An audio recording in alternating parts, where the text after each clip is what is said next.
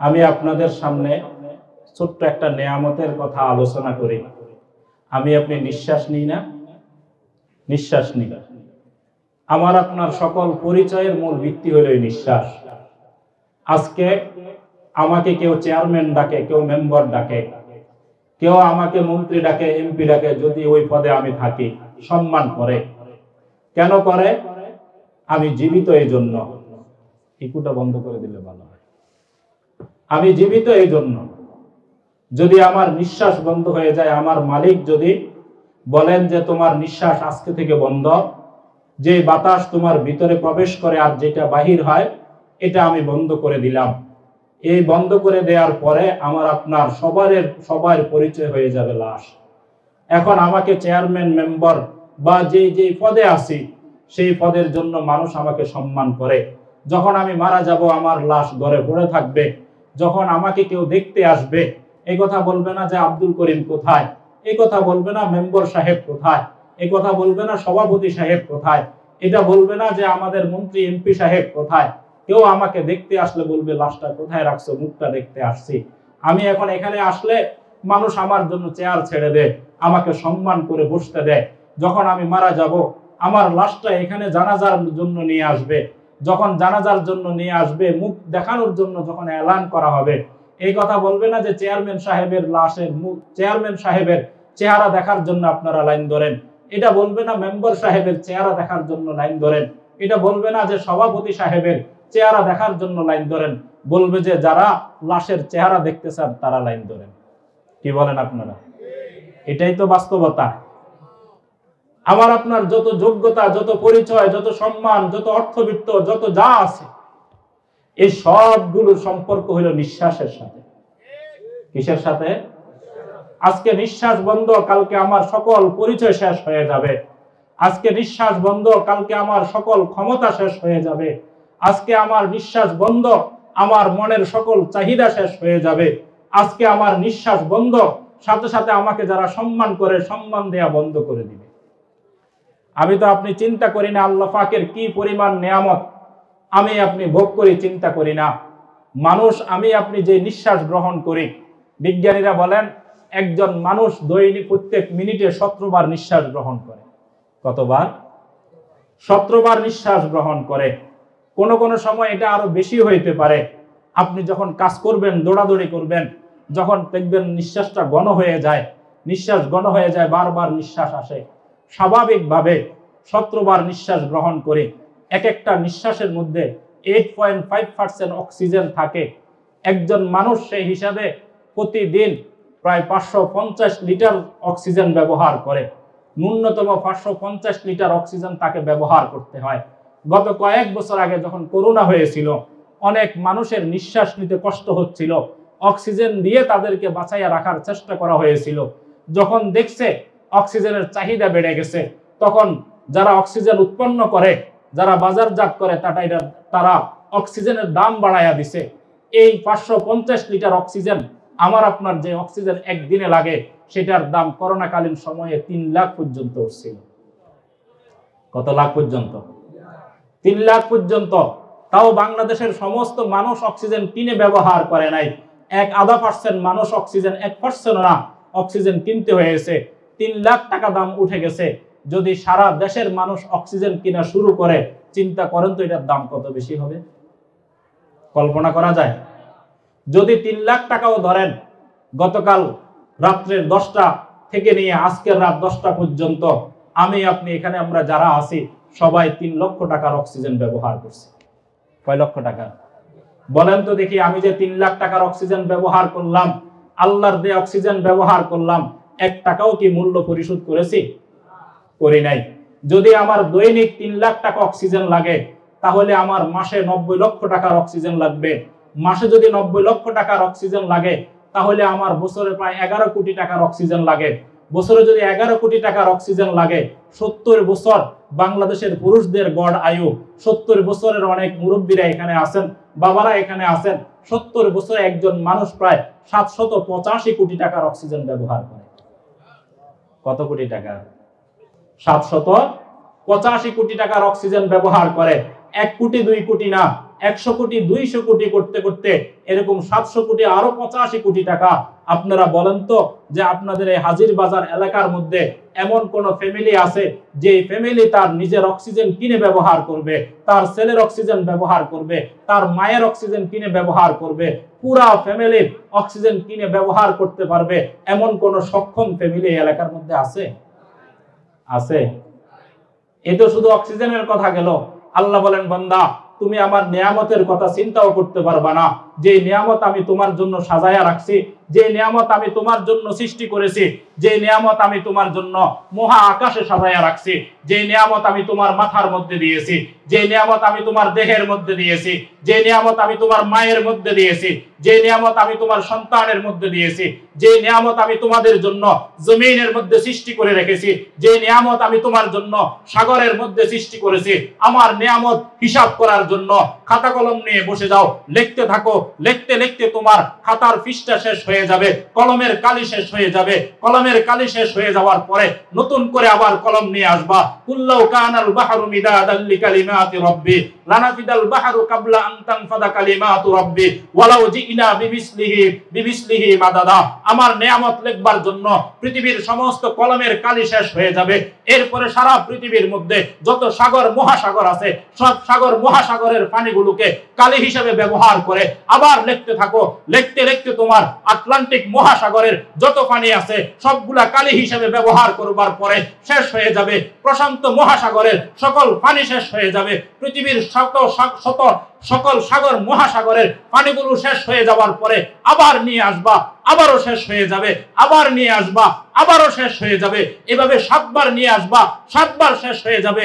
এরপরেও যে নিয়ামত আমি তোমার জন্য সৃষ্টি করেছি, যে নিয়ামত আমি তোমার জন্য দিয়ে রাখছি, এই নিয়ামত হিসাব করে তুমি শেষ করতে পারবা না। এই নিয়ামত কি করতে পারবা না? শেষ করতে পারবা না। এজন্য আল্লাহ পাকের নিয়ামতগুলোকে মাথায় রেখে আল্লাহ পাকের শুকরিয়া আদায় করার লক্ষ্যে উচ্চ কণ্ঠে একবার বলি আলহামদুলিল্লাহ। এবার হয়েছে।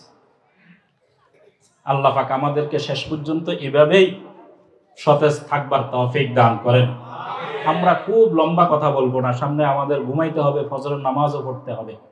আমি আপনাদের সামনে কোরআনে কারীমের সূরা বাকারার 137 নম্বর আয়াত আপনাদের সামনে তেলাওয়াত করেছি। এই আয়াতের সাথে সংশ্লিষ্ট একটা করুণ ইতিহাস আছে, এই ইতিহাসটা আপনাদের সামনে উপস্থাপন করব। পাশাপাশি ইমাম আবু দাউদ রাহমাতুল্লাহি আলাইহি সুনানে আবি দাউদ থেকে 4502 নম্বর হাদিসটা আপনাদের সামনে উপস্থাপন করেছি। আমার রব, আমার মালিক যদি আমাকে তৌফিক দান করেন, যদি আমাকে সুযোগ করে দেন, এই হাদিস এবং এই আয়াতকে সামনে নিয়ে আপনাদের সামনে কিছু কথা বলবার চেষ্টা করব। ওয়া মা তাওফীকি ইল্লা বিল্লাহ। আল্লাহ পাক রব্বুল আলামিন মানুষদেরকে হেদায়েতের পথে রাখবার জন্য, আল্লাহ সুবহানাহু ওয়া তাআলা মানুষদেরকে জান্নাতের পথে রাখবার জন্য, মানুষদেরকে সিরাতে মুস্তাকিমে রাখবার জন্য, মানুষ যাতে শয়তানের ধোঁকায় পড়ে গোমরা না হয়ে যায়, পথভ্রষ্ট না হয়ে যায়, এই জন্য যুগে যুগে নবী রাসূল প্রেরণ করছেন। কি প্রেরণ করছেন? নবী রাসূল প্রেরণ করছেন। নবী রাসূলের সংখ্যা কত, এটা নিয়ে ঐতিহাসিক এবং মুফাসসিরিনে কেরামের মধ্যে মতপার্থক্য আছে।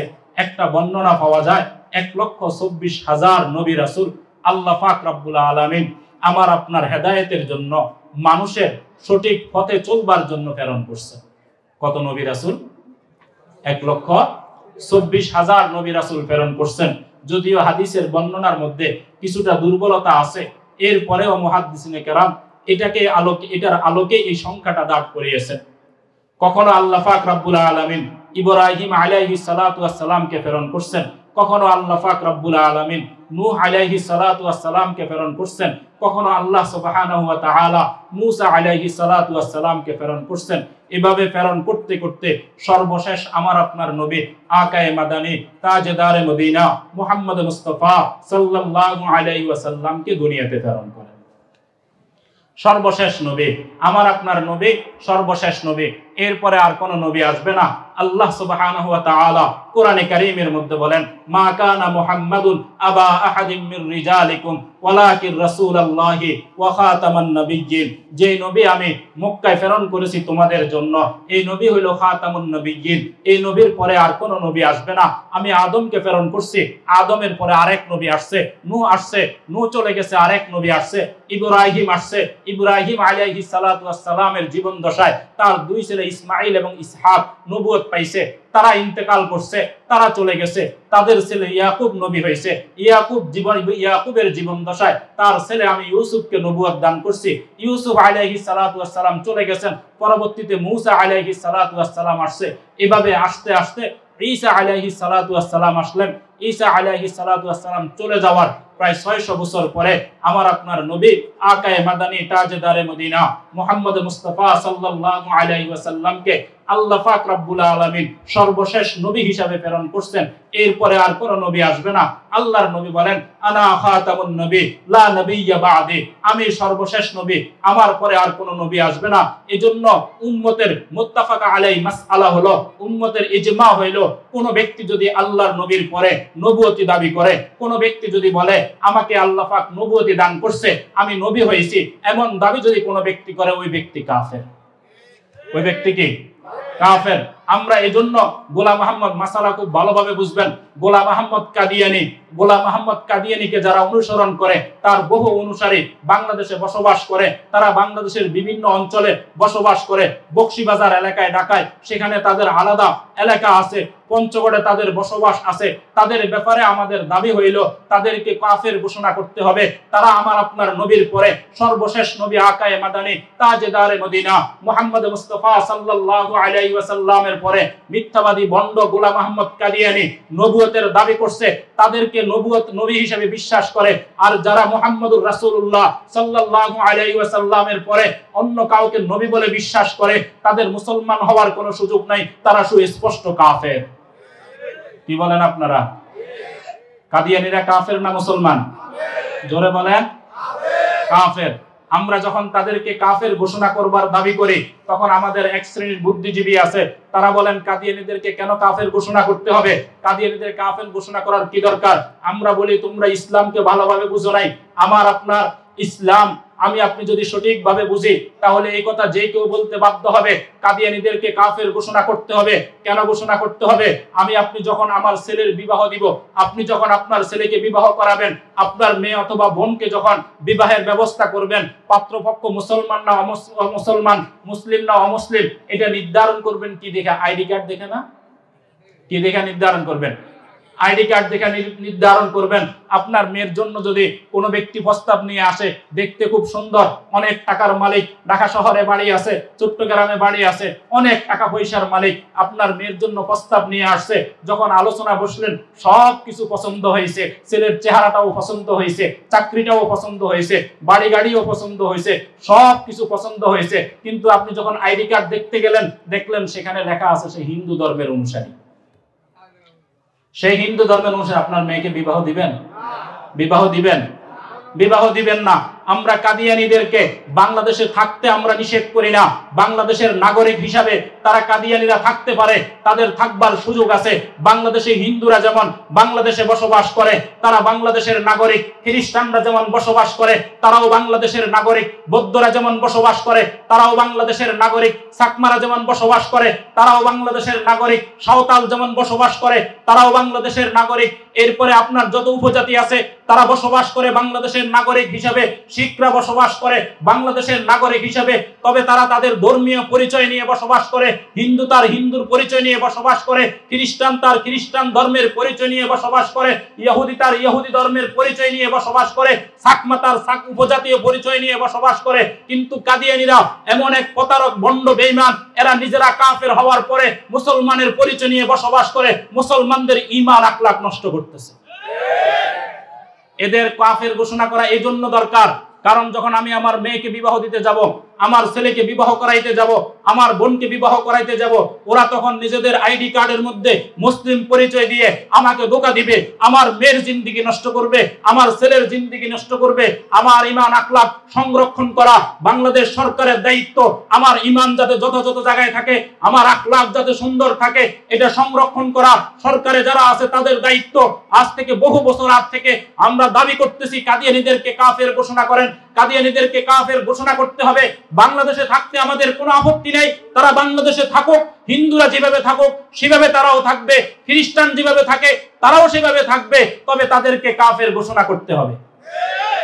কেন কাফের ঘোষণা করতে হবে? এটা কত গুরুত্বপূর্ণ মাসালা দেখেন। তাহফুজে খতমে নবুয়ত কি সৎসালা তারিখ এই কিতাবের প্রথম নম্বর খণ্ডে ইমাম আবু হানিফা রাহমাতুল্লাহ আলাইহির ফতোয়া নকল করছেন। খতমে নবুয়তের মাসালা এত মারাত্মক, এত জটিল একটা মাসালা, এত গুরুত্বপূর্ণ মাসালা। ইমাম আবু হানিফা রাহমাতুল্লাহি আলাইহি বলেন, কোন ব্যক্তি যদি মনে করেন এই এলাকায় মিথ্যা নবী হওয়ার দাবি করছে, কি দাবি করছে? আপনারা কথা বুঝতেছেন তো?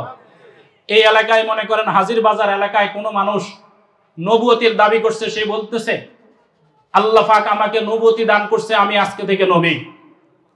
এখন আমরা সবাই মিলে চিন্তা করলাম, আজ থেকে 1400 বছর আগে আমার আপনার নবী আকায়ে মাদানী তাজদারে মদিনা মুহাম্মদ মুস্তাফা সাল্লাল্লাহু আলাইহি ওয়াসাল্লাম নবুয়তের দাবি করছিলেন। যখন নবুয়তের দাবি করছে, দাবি করবার পরে মক্কার কাফেররা আল্লাহর নবীর কাছে মুজিজা চাইছে, চাইছে না মুজিজা? আল্লাহর নবীর কাছে মুজিজা, অলৌকিক ঘটনা ঘটানোর জন্য আবেদন করছে। আল্লাহর নবী ইশারা দিয়েছেন, চাঁদ দুই টুকরো হয়ে গেছে। আল্লাহর নবী আদেশ দিয়েছেন, পাথর কথা বলা শুরু করছে। ওয়াংশাক্কাল কামারু, চাঁদ দুই টুকরো হয়ে গেছে। ওয়া নাতাকাল হাজারু, পাথর কথা বলা শুরু করছে। আল্লাহর নবীর আঙ্গুল থেকে পানি বের হওয়া শুরু হয়েছে। কূপের পানি মিষ্টি ছিল না, আল্লাহর নবী থুতু নিক্ষেপ করছে, পানি মিষ্টি হয়ে গেছে। যেই খাবার 2-4 জনে খাইতেও কষ্ট হবে, এই খাবার শত শত সাহাবায়ে কেরাম খাইছেন, এরপরও শেষ হয় নাই। এরকম বহু অলৌকিক ঘটনা মুজিজা আল্লাহর নবী দেখাইছেন। এই সমস্ত ঘটনা মুজিজা দেখা বহু মানুষ ঈমান নিয়ে আসছে, বহু কাফের মুসলমান হয়েছে। এখন আপনারা সবাই মিলে ঘোষণা করলেন, আমরা সবাই মিলে চিন্তা করলাম, কি চিন্তা করলাম? আমাদের সমাজের যে মানুষটা নবুয়তের দাবি করছে, নবী হওয়ার দাবি করছে, চলো আমরা সবাই গিয়ে তাকে বলি, তুমি যে নবী দাবি করছো আমাদেরকে মুজিজা দেখাও। যেভাবে রাসূল করিম সাল্লাল্লাহু আলাইহি ওয়াসাল্লাম শক্কে কামারের চাঁদ দুই টুকরো করার মুজিজা দেখাইছে, পাথর কথা বলার মুজিজা দেখাইছে, ওয়াংশাক্কাল কামারু ওয়া নাতাকাল হাজারুর মুজিজা দেখাইছে। তুমি যদি নবী হও তাহলে তুমিও মুজিজা দেখাও। যদি মুজিজা দেখাও, তোমাকে আমরা নবী হিসেবে বিশ্বাস করলাম, নবী হিসেবে ঈমান আনবো। ইমাম আবু হানিফা রাহমাতুল্লাহি আলাইহি বলেন, আল্লাহর নবী চলে যাওয়ার পরে আর কোন নবী আসবার সম্ভাবনা নাই, আর কোন নবী আসবার সুযোগ নাই। হাজির বাজার এলাকার মানুষ যদি মিথ্যা নবী কাছে যাইয়া নবুয়তের মুজিজা দাবি করে, মিথ্যা নবীর কাছে যাইয়া যদি বলে মুজিজা দেখাও, ইমাম আবু হানিফা রাহমাতুল্লাহি আলাইহি বলেন, মান তালাবা মিনহু আলামাতান ফাকাদ কাফারা। মিথ্যা নবীর কাছে নবুয়তির পক্ষে মুজিজা যারা তলব করতে যাবে, মুজিজা যারা চাইতে যাবে, তারা সবাই কাফের হয়ে যাবে। সবাই কি হয়ে যাবে? কাফের হয়ে যাবে। মিথ্যা নবীর উপরে ঈমান আনা নয়, শুধু তার কাছে গিয়ে যদি বলে তুমি যে নবুয়ত পাইছো, মুজিজা দেখাও, মুজিজা দেখাইয়া আমাদেরকে তুমি যে নবী এই বিশ্বাসটা আমাদেরকে শোনাও, আমাদেরকে বিশ্বাসটা করাও। ইমাম আবু হানিফা রাহমাতুল্লাহি আলাইহি বলেন, মান তালাবা মিনহু আলামাতান, মান তালাবা মিনহু আলামাতান ফাকাদ কাফারা। মিথ্যা নবীর কাছে গিয়ে যদি কেউ মুজিজা তলব করে, ওই মুজিজা তলবকারী সমস্ত মানুষ কাফের হয়ে যাবে। কেন কাফের হবে? কারণ তারা মনে করছে এখানে আরেকজন নবী আসবার সম্ভাবনা আছে, এই জন্য কাফের হয়ে যাবে। মাসালা কত জটিল দেখেন। ইমাম রাসূল করিম সাল্লাল্লাহু আলাইহি ওয়াসাল্লামের 23 বছরের জিন্দেগিতে যতগুলো যুদ্ধ জিহাদ করেছেন, এটা কতটা গুরুত্বপূর্ণ মাসআলা দেখেন। যখন আল্লাহর নবী সাল্লাল্লাহু আলাইহি ওয়াসাল্লাম যতগুলো যুদ্ধ জিহাদ করেছেন, বদরের ময়দানে গেছেন, উহুদের ময়দানে যুদ্ধ হয়েছে, খন্দকের যুদ্ধ হয়েছে, ইয়ারমুকের যুদ্ধ হয়েছে, বহু যুদ্ধ হয়েছে। এই যুদ্ধগুলোর মধ্যে যে সমস্ত মুসলমান শহীদ হয়েছে তাদের সংখ্যা হলো 259 জন। কতজন? 259। এই মাসালাটা কতটা গুরুত্বপূর্ণ দেখেন। 259 জন মুসলমান, বদর মিলাইয়া, উহুদ, খন্দক মিলাইয়া যত যুদ্ধ আছে, সব যুদ্ধের মধ্যে যে সমস্ত মুসলমান শহীদ হয়েছে তাদের সংখ্যা হলো 259 জন। আর যে সমস্ত কাফের মারা গেছে, বদরের মধ্যে আবু জাহেল মারা গেছে, উতবা সাইবা মারা গেছে, উহুদের মধ্যে মারা গেছে, এই সমস্ত যুদ্ধের মধ্যে যে সমস্ত কাফের মুশরিক মারা গেছে তাদের সংখ্যা হলো 759 জন। কতজন? 759 জন। যখন রাসূল করিম সাল্লাল্লাহু আলাইহি ওয়াসাল্লামের ইন্তেকাল হয়ে যায়, আবু বকর সিদ্দিক রাদিয়াল্লাহু তাআলা আনহু যখন খেলাফতে আসেন, খেলাফতে আসবার পরে আবু বকর সিদ্দিক রাদিয়াল্লাহু তাআলা আনহুর সময়ে মুসাইলামাতুল কাজ্জাব নামে এক ব্যক্তি নবুয়তির দাবি করছে। ওই মিথ্যা নবীর বিরুদ্ধে আবু বকর সিদ্দিক রাদিয়াল্লাহু তাআলা আনহু যুদ্ধ পরিচালনা করছেন। তাদের বিরুদ্ধে সাহাবায়ে কেরাম দিয়ে যুদ্ধ করছে মুসাইলামাতুল কাজ্জাবের অনুসারীদের বিরুদ্ধে। তার সাথে যে যুদ্ধ হয়েছে, এই যুদ্ধে যে সমস্ত তার অনুসারীরা মারা গেছে, কাফেররা মারা গেছে, তাদের সংখ্যা হলো 22,000। কত হাজার? 23 বছরের জিন্দেগিতে আল্লাহর নবীর সকল যুদ্ধের মধ্যে মিলে কাফের মারা গেছে হলো 759 জন। আর এক যুদ্ধ যেটা মিথ্যা নবীর বিরুদ্ধে হয়েছে, কাফেরের বিরুদ্ধে যুদ্ধ করছে, সেখানে এত কাফের মারা যায় নাই। মুশরিকদের বিরুদ্ধে যুদ্ধ করছে, এত মুশরিক মারা যায় নাই। ইহুদিদের বিরুদ্ধে যুদ্ধ করছে, এত ইহুদি মারা যায় নাই। যে ব্যক্তি নিজেকে মুসলমান দাবি করে মিথ্যা নবুয়তের দাবি করছে, মিথ্যা নবীর বিরুদ্ধে যুদ্ধ করতে গিয়ে মিথ্যা নবীর অনুসারীরা 22,000 মারা গেছে। আর যে সমস্ত মুসলমান শহীদ হয়েছে 23 বছরে আল্লাহর নবীর সাথে যারা যুদ্ধ করেছেন, যারা বদরে গিয়েছেন, যারা উহুদে আর খন্দকে গিয়েছেন, যারা খাইবরে গিয়েছেন, যারা হুনাইনে গিয়েছেন, যে সমস্ত সাহাবায়ে কেরাম শহীদ হয়েছে তাদের সংখ্যা হলো 259 জন। আর এক মিথ্যা নবীর বিরুদ্ধে যুদ্ধ করতে গিয়ে এত বেশি মুসলমান শহীদ হয়েছে, তাদের সংখ্যা হলো 1200। কত সংখ্যা? বুঝেন না আমার কথা? কাফেরদের বিরুদ্ধে অনেক যুদ্ধ করবার পরেও মারা শহীদ হয়েছে 259 জন। আর মিথ্যা নবী যে নিজেকে মুসলমান দাবি করে নবুয়তের দাবি করছে, তার বিরুদ্ধে যুদ্ধ করতে গিয়ে, জিহাদ করতে গিয়ে শহীদ হয়েছে 1200 সাহাবায়ে কেরাম। আর এই 1200 সাহাবায়ে কেরামের মধ্যে 600 সাহাবায়ে কেরাম কারি এবং হাফেজ ছিল। কি ছিল? কারি এবং হাফেজ ছিল। সাহাবায়ে কেরামের কাছে মিথ্যা নবীর বিরুদ্ধে যুদ্ধ করা, জিহাদ করা এতটা গুরুত্বপূর্ণ ছিল। খতমে নবুয়তের মাসআলা আল্লাহর নবী সাল্লাল্লাহু আলাইহি ওয়াসাল্লামের কাছে এতটা গুরুত্বপূর্ণ ছিল, আবু বকর সিদ্দিক রাদিয়াল্লাহু তাআলা আনহুর কাছে এতটা গুরুত্বপূর্ণ ছিল যে এক যুদ্ধের ভিতরেই 1200 মুসলমান শহীদ হয়ে গেছে।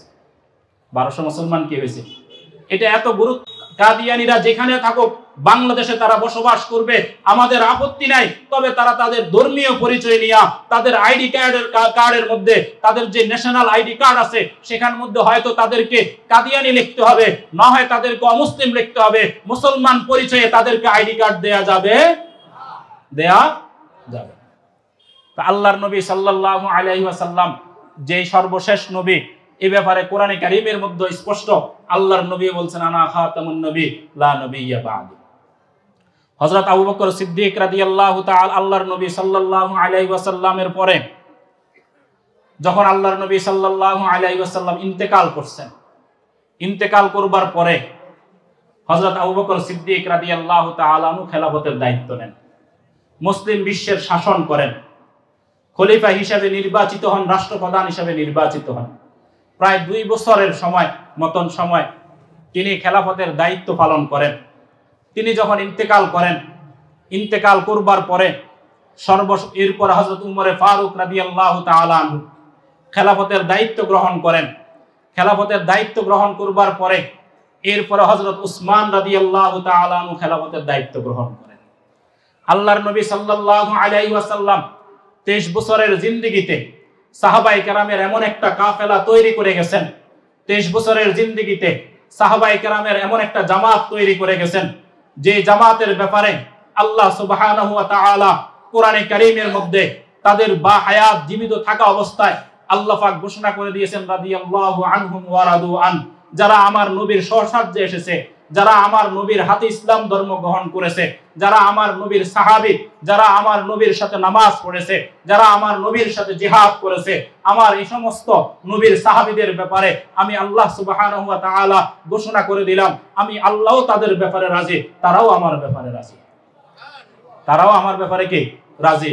এই জন্য মুহাদ্দিসিনে কেরামের এই ব্যাপারে একমত, সাহাবায়ে কেরামের কোনো সমালোচনা করা যাবে না, সাহাবায়ে কেরামের কোনো সমালোচনা করা হয় না।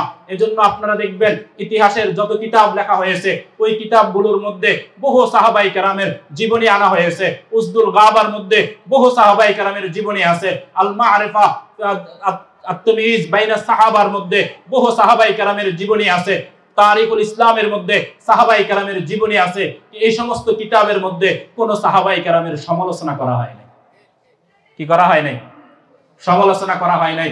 দেখবেন যারা সাহাবায়ে কেরামের সমালোচনা করে তারা নিজেরা না হক বাতিল, এটা তার একটা প্রমাণ বহিঃপ্রকাশ। আল্লাহ পাক রব্বুল আলামিন আল্লাহর নবী সাল্লাল্লাহু আলাইহি ওয়াসাল্লাম বলেন, আসহাবি কান নুজুম বিআইয়িহিম ইক্তাদাইতুম ইহতাদাইতুম। আমার এক একটা সাহাবী আকাশের তারকার মতন, আমার সাহাবায়ে কেরাম আকাশের তারকার মতন। মুরব্বীরা জানবেন আগেকার যুগে নাবিকরা আকাশের তারকা দেখে দেখে তাদের রাস্তা নির্ধারণ করতেন। আকাশের তারকা দেখে তারা কোন দিক পশ্চিম, কোন দিক উত্তর, পূর্ব এটা নির্ধারণ করতেন। আল্লাহর নবী বলেন, আসহাবি কান নুজুম বিআইয়িহিম ইক্তাদাইতুম ইহতাদাইতুম।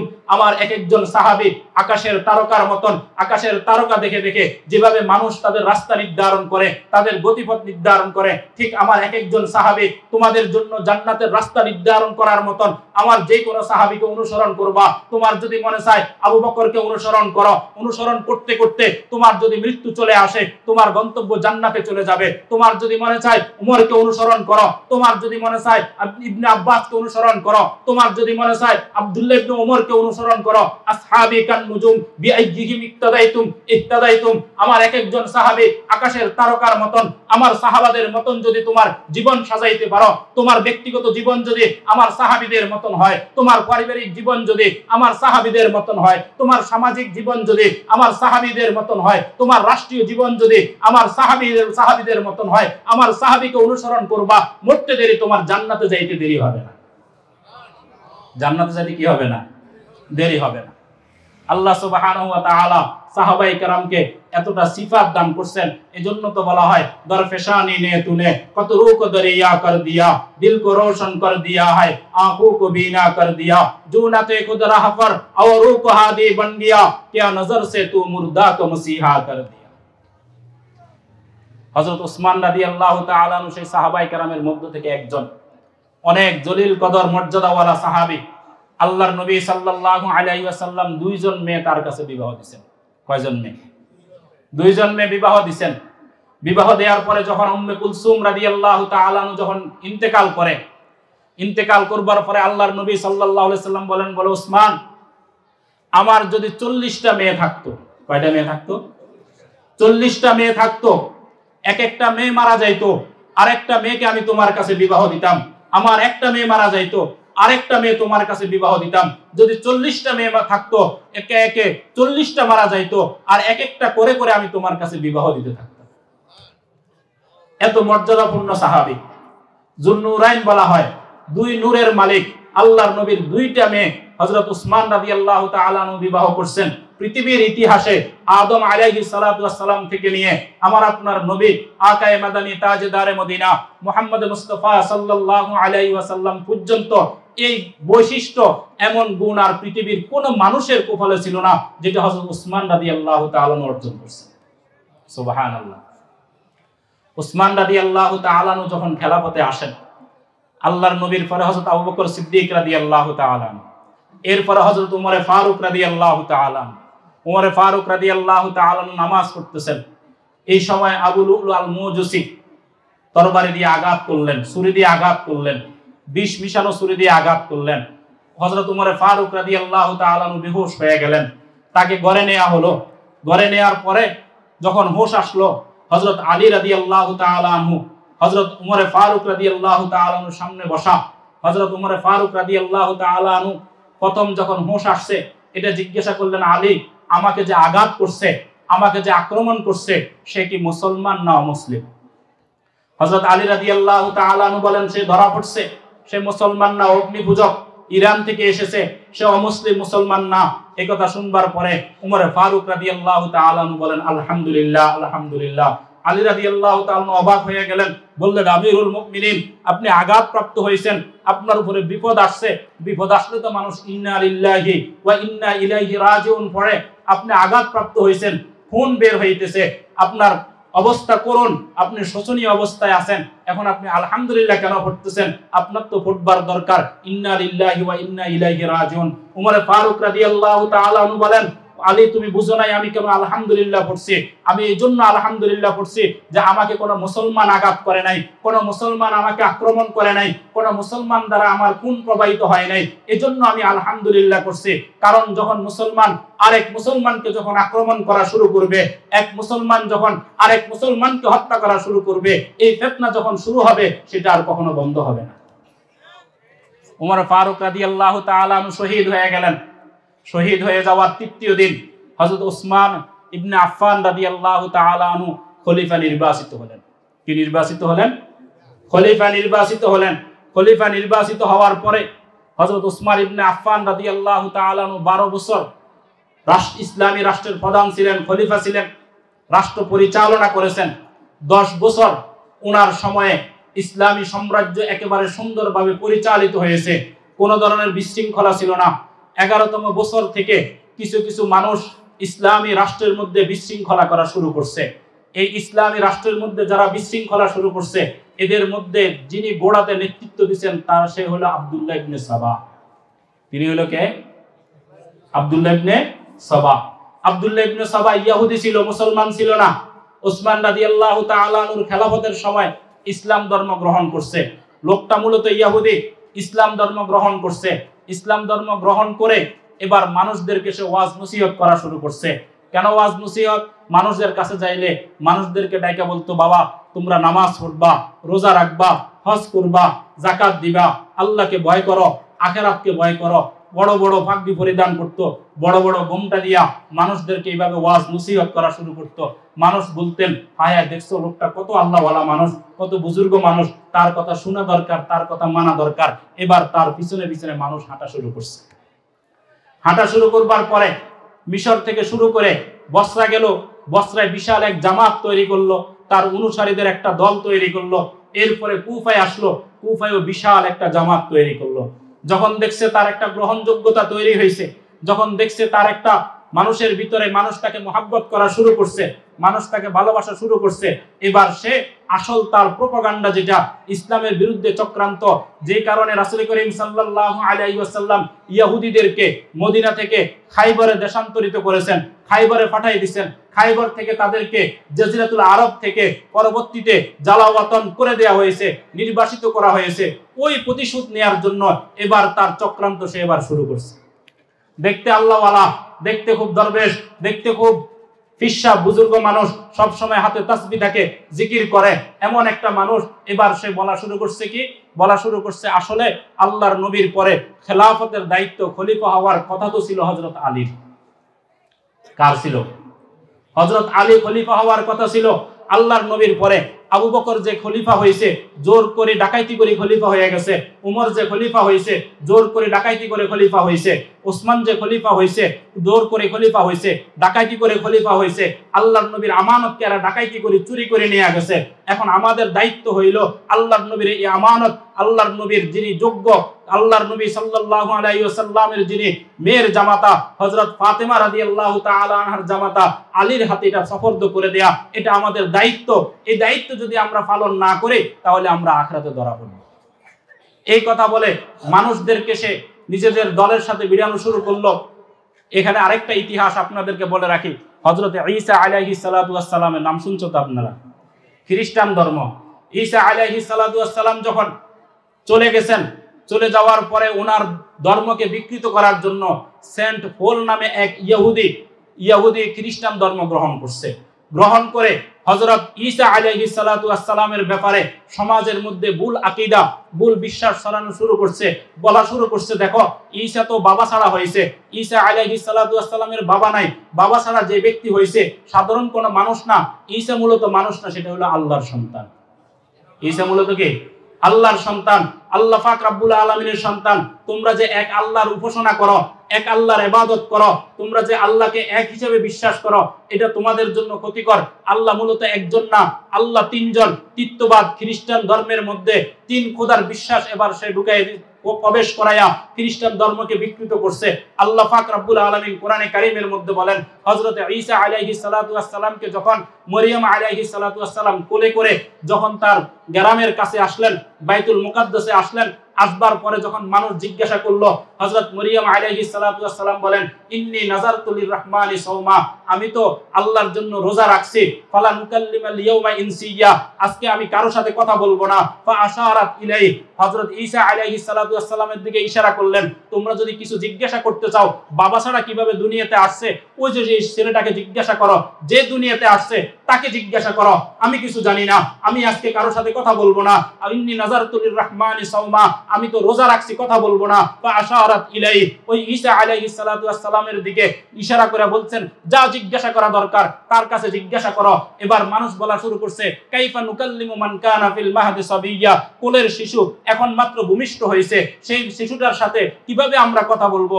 এই ছেলেটা তো কথা বলতে পারবে না, মাত্র এখনো ভূমিষ্ঠ হয়েছে, এখনো কোলের মানুষ। কাইফা নুকাল্লিমু মান কানা ফিল মাহদি সাবিয়্যা, এখনো সে শিশু, তার সাথে কিভাবে কথা বলবো? আল্লাহ সুবহানাহু ওয়া তাআলা ঈসা আলাইহিস সালাতু ওয়াস সালামের জবান দিয়া বলানো শুরু করছেন, ইন্নী আবদুল্লাহ আতানিয়াল কিতাবা ওয়া জাআলানি নাবিয়্যা। হে মানুষ সকল, তোমরা চিন্তা করো, তোমরা আমার মাকে সন্দেহ করো, আমার মা অন্য পুরুষের সাথে ব্যভিচার করছে, এজন্য আমি দুনিয়াতে আসছি, তোমরা সন্দেহ করতেছো। না না, আমি আল্লাহর কুদরতে দুনিয়াতে আসছি। শুনে রাখো, আমি ইন্নী আব্দুল্লাহ, আমি আল্লাহর গোলাম, আমি আল্লাহর বান্দা। আতানিয়াল কিতাবা, আল্লাহ পাক আমাকে ইনজিল দান করছেন, কিতাব দান করছেন। ওয়া জাআলানি নাবিয়্যা, আল্লাহ পাক আমাকে নবী হিসেবে মনোনীত করছেন, নবুয়ত দান করছেন। এই কথা যখন বলছে, হযরত ঈসা আলাইহিস সালাম বলেন, ইন্নী আব্দুল্লাহ, আমি আল্লাহর গোলাম। ওই সেন্ট পল খ্রিস্টান ধর্মে আইসা, ইহুদি ধর্ম থেকে আইসা বলা শুরু করছে, ঈসা আলাইহিস সালাম নিজে কোনো মানুষ না, এটা আল্লাহর সন্তান, তিনি নিজেই আল্লাহ, এক আল্লাহর ইবাদত করা যাবে না, তিন আল্লাহকে তোমরা বিশ্বাস করো। আজকে দেখেন না, ইহুদি এবং খ্রিস্টানদের সাথে তাদের অনেক সম্পর্ক।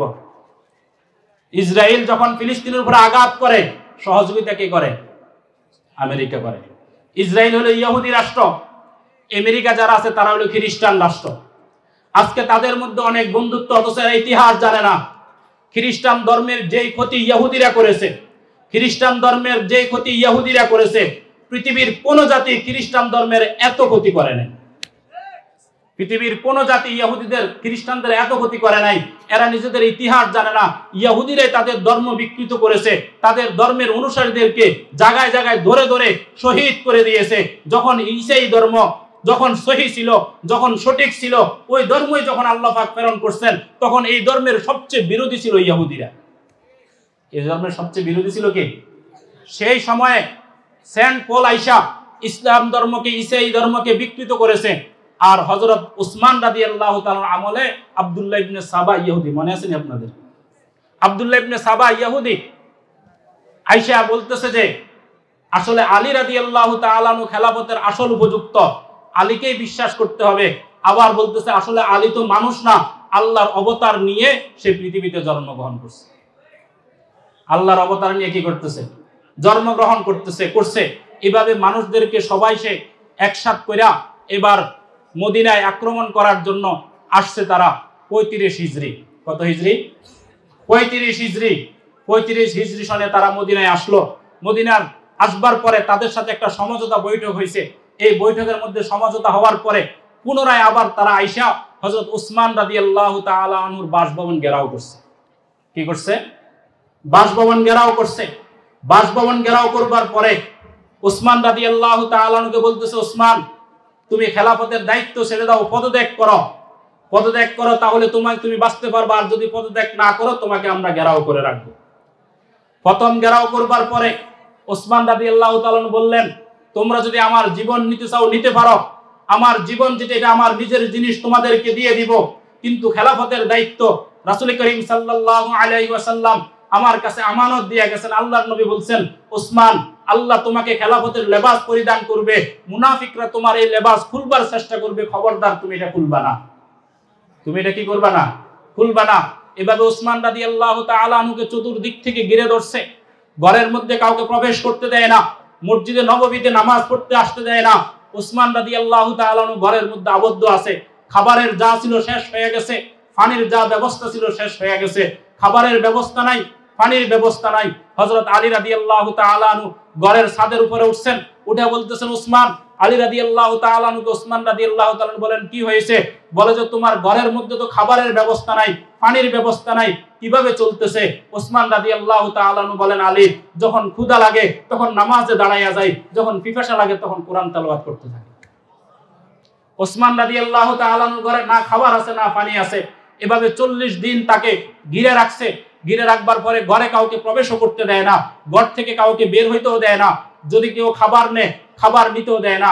আলী রাদিয়াল্লাহু তাআলা আনহু এক মুট্টা পানি নিয়ে উসমান রাদিয়াল্লাহু তাআলা আনহু ঘরে যাইতেছে। বিদ্রোহীরা আব্দুল্লাহ ইবনে সাবার অনুসারীরা পিছন দিক থেকে তীর মেরে সেই মুট্টাকে ভেঙে দিছে, পানিগুলো নিচে পড়ে গেছে। আলী রাদিয়াল্লাহু তাআলা আনহু মাথার পাগড়িটা খুইলা ওই পানির মধ্যে ভিজাইয়া বলতেছে, ওসমান, আমি 1000 বার চেষ্টা করেছি, আমি 1000 বার চেষ্টা করেছি, তা তোমার কাছে খাবার পৌঁছাইতে, পানি পৌঁছাইতে এই বিদ্রোহীরা মুনাফিকরা তোমার কাছে পানি পৌঁছাইতে দিতেছে না। আজকে দেখো, আমি আমার মাথার পাগড়ি খুলে দিলাম, মাথার পাগড়ি খুলে তোমার কাছে এখানে রেখে গেলাম, তুমি এখনো আমাকে অনুমতি দিতেছো না। তুমি একবার আমাদেরকে অনুমতি দাও, যদি অনুমতি দাও তাহলে এই বিদ্রোহী যারা মদিনার মধ্যে তোমাকে আবদ্ধ করেছে তাদেরকে হত্যা করে তাদেরকে জাহান্নামে পাঠিয়ে মদিনাকে মুক্ত করে দেব।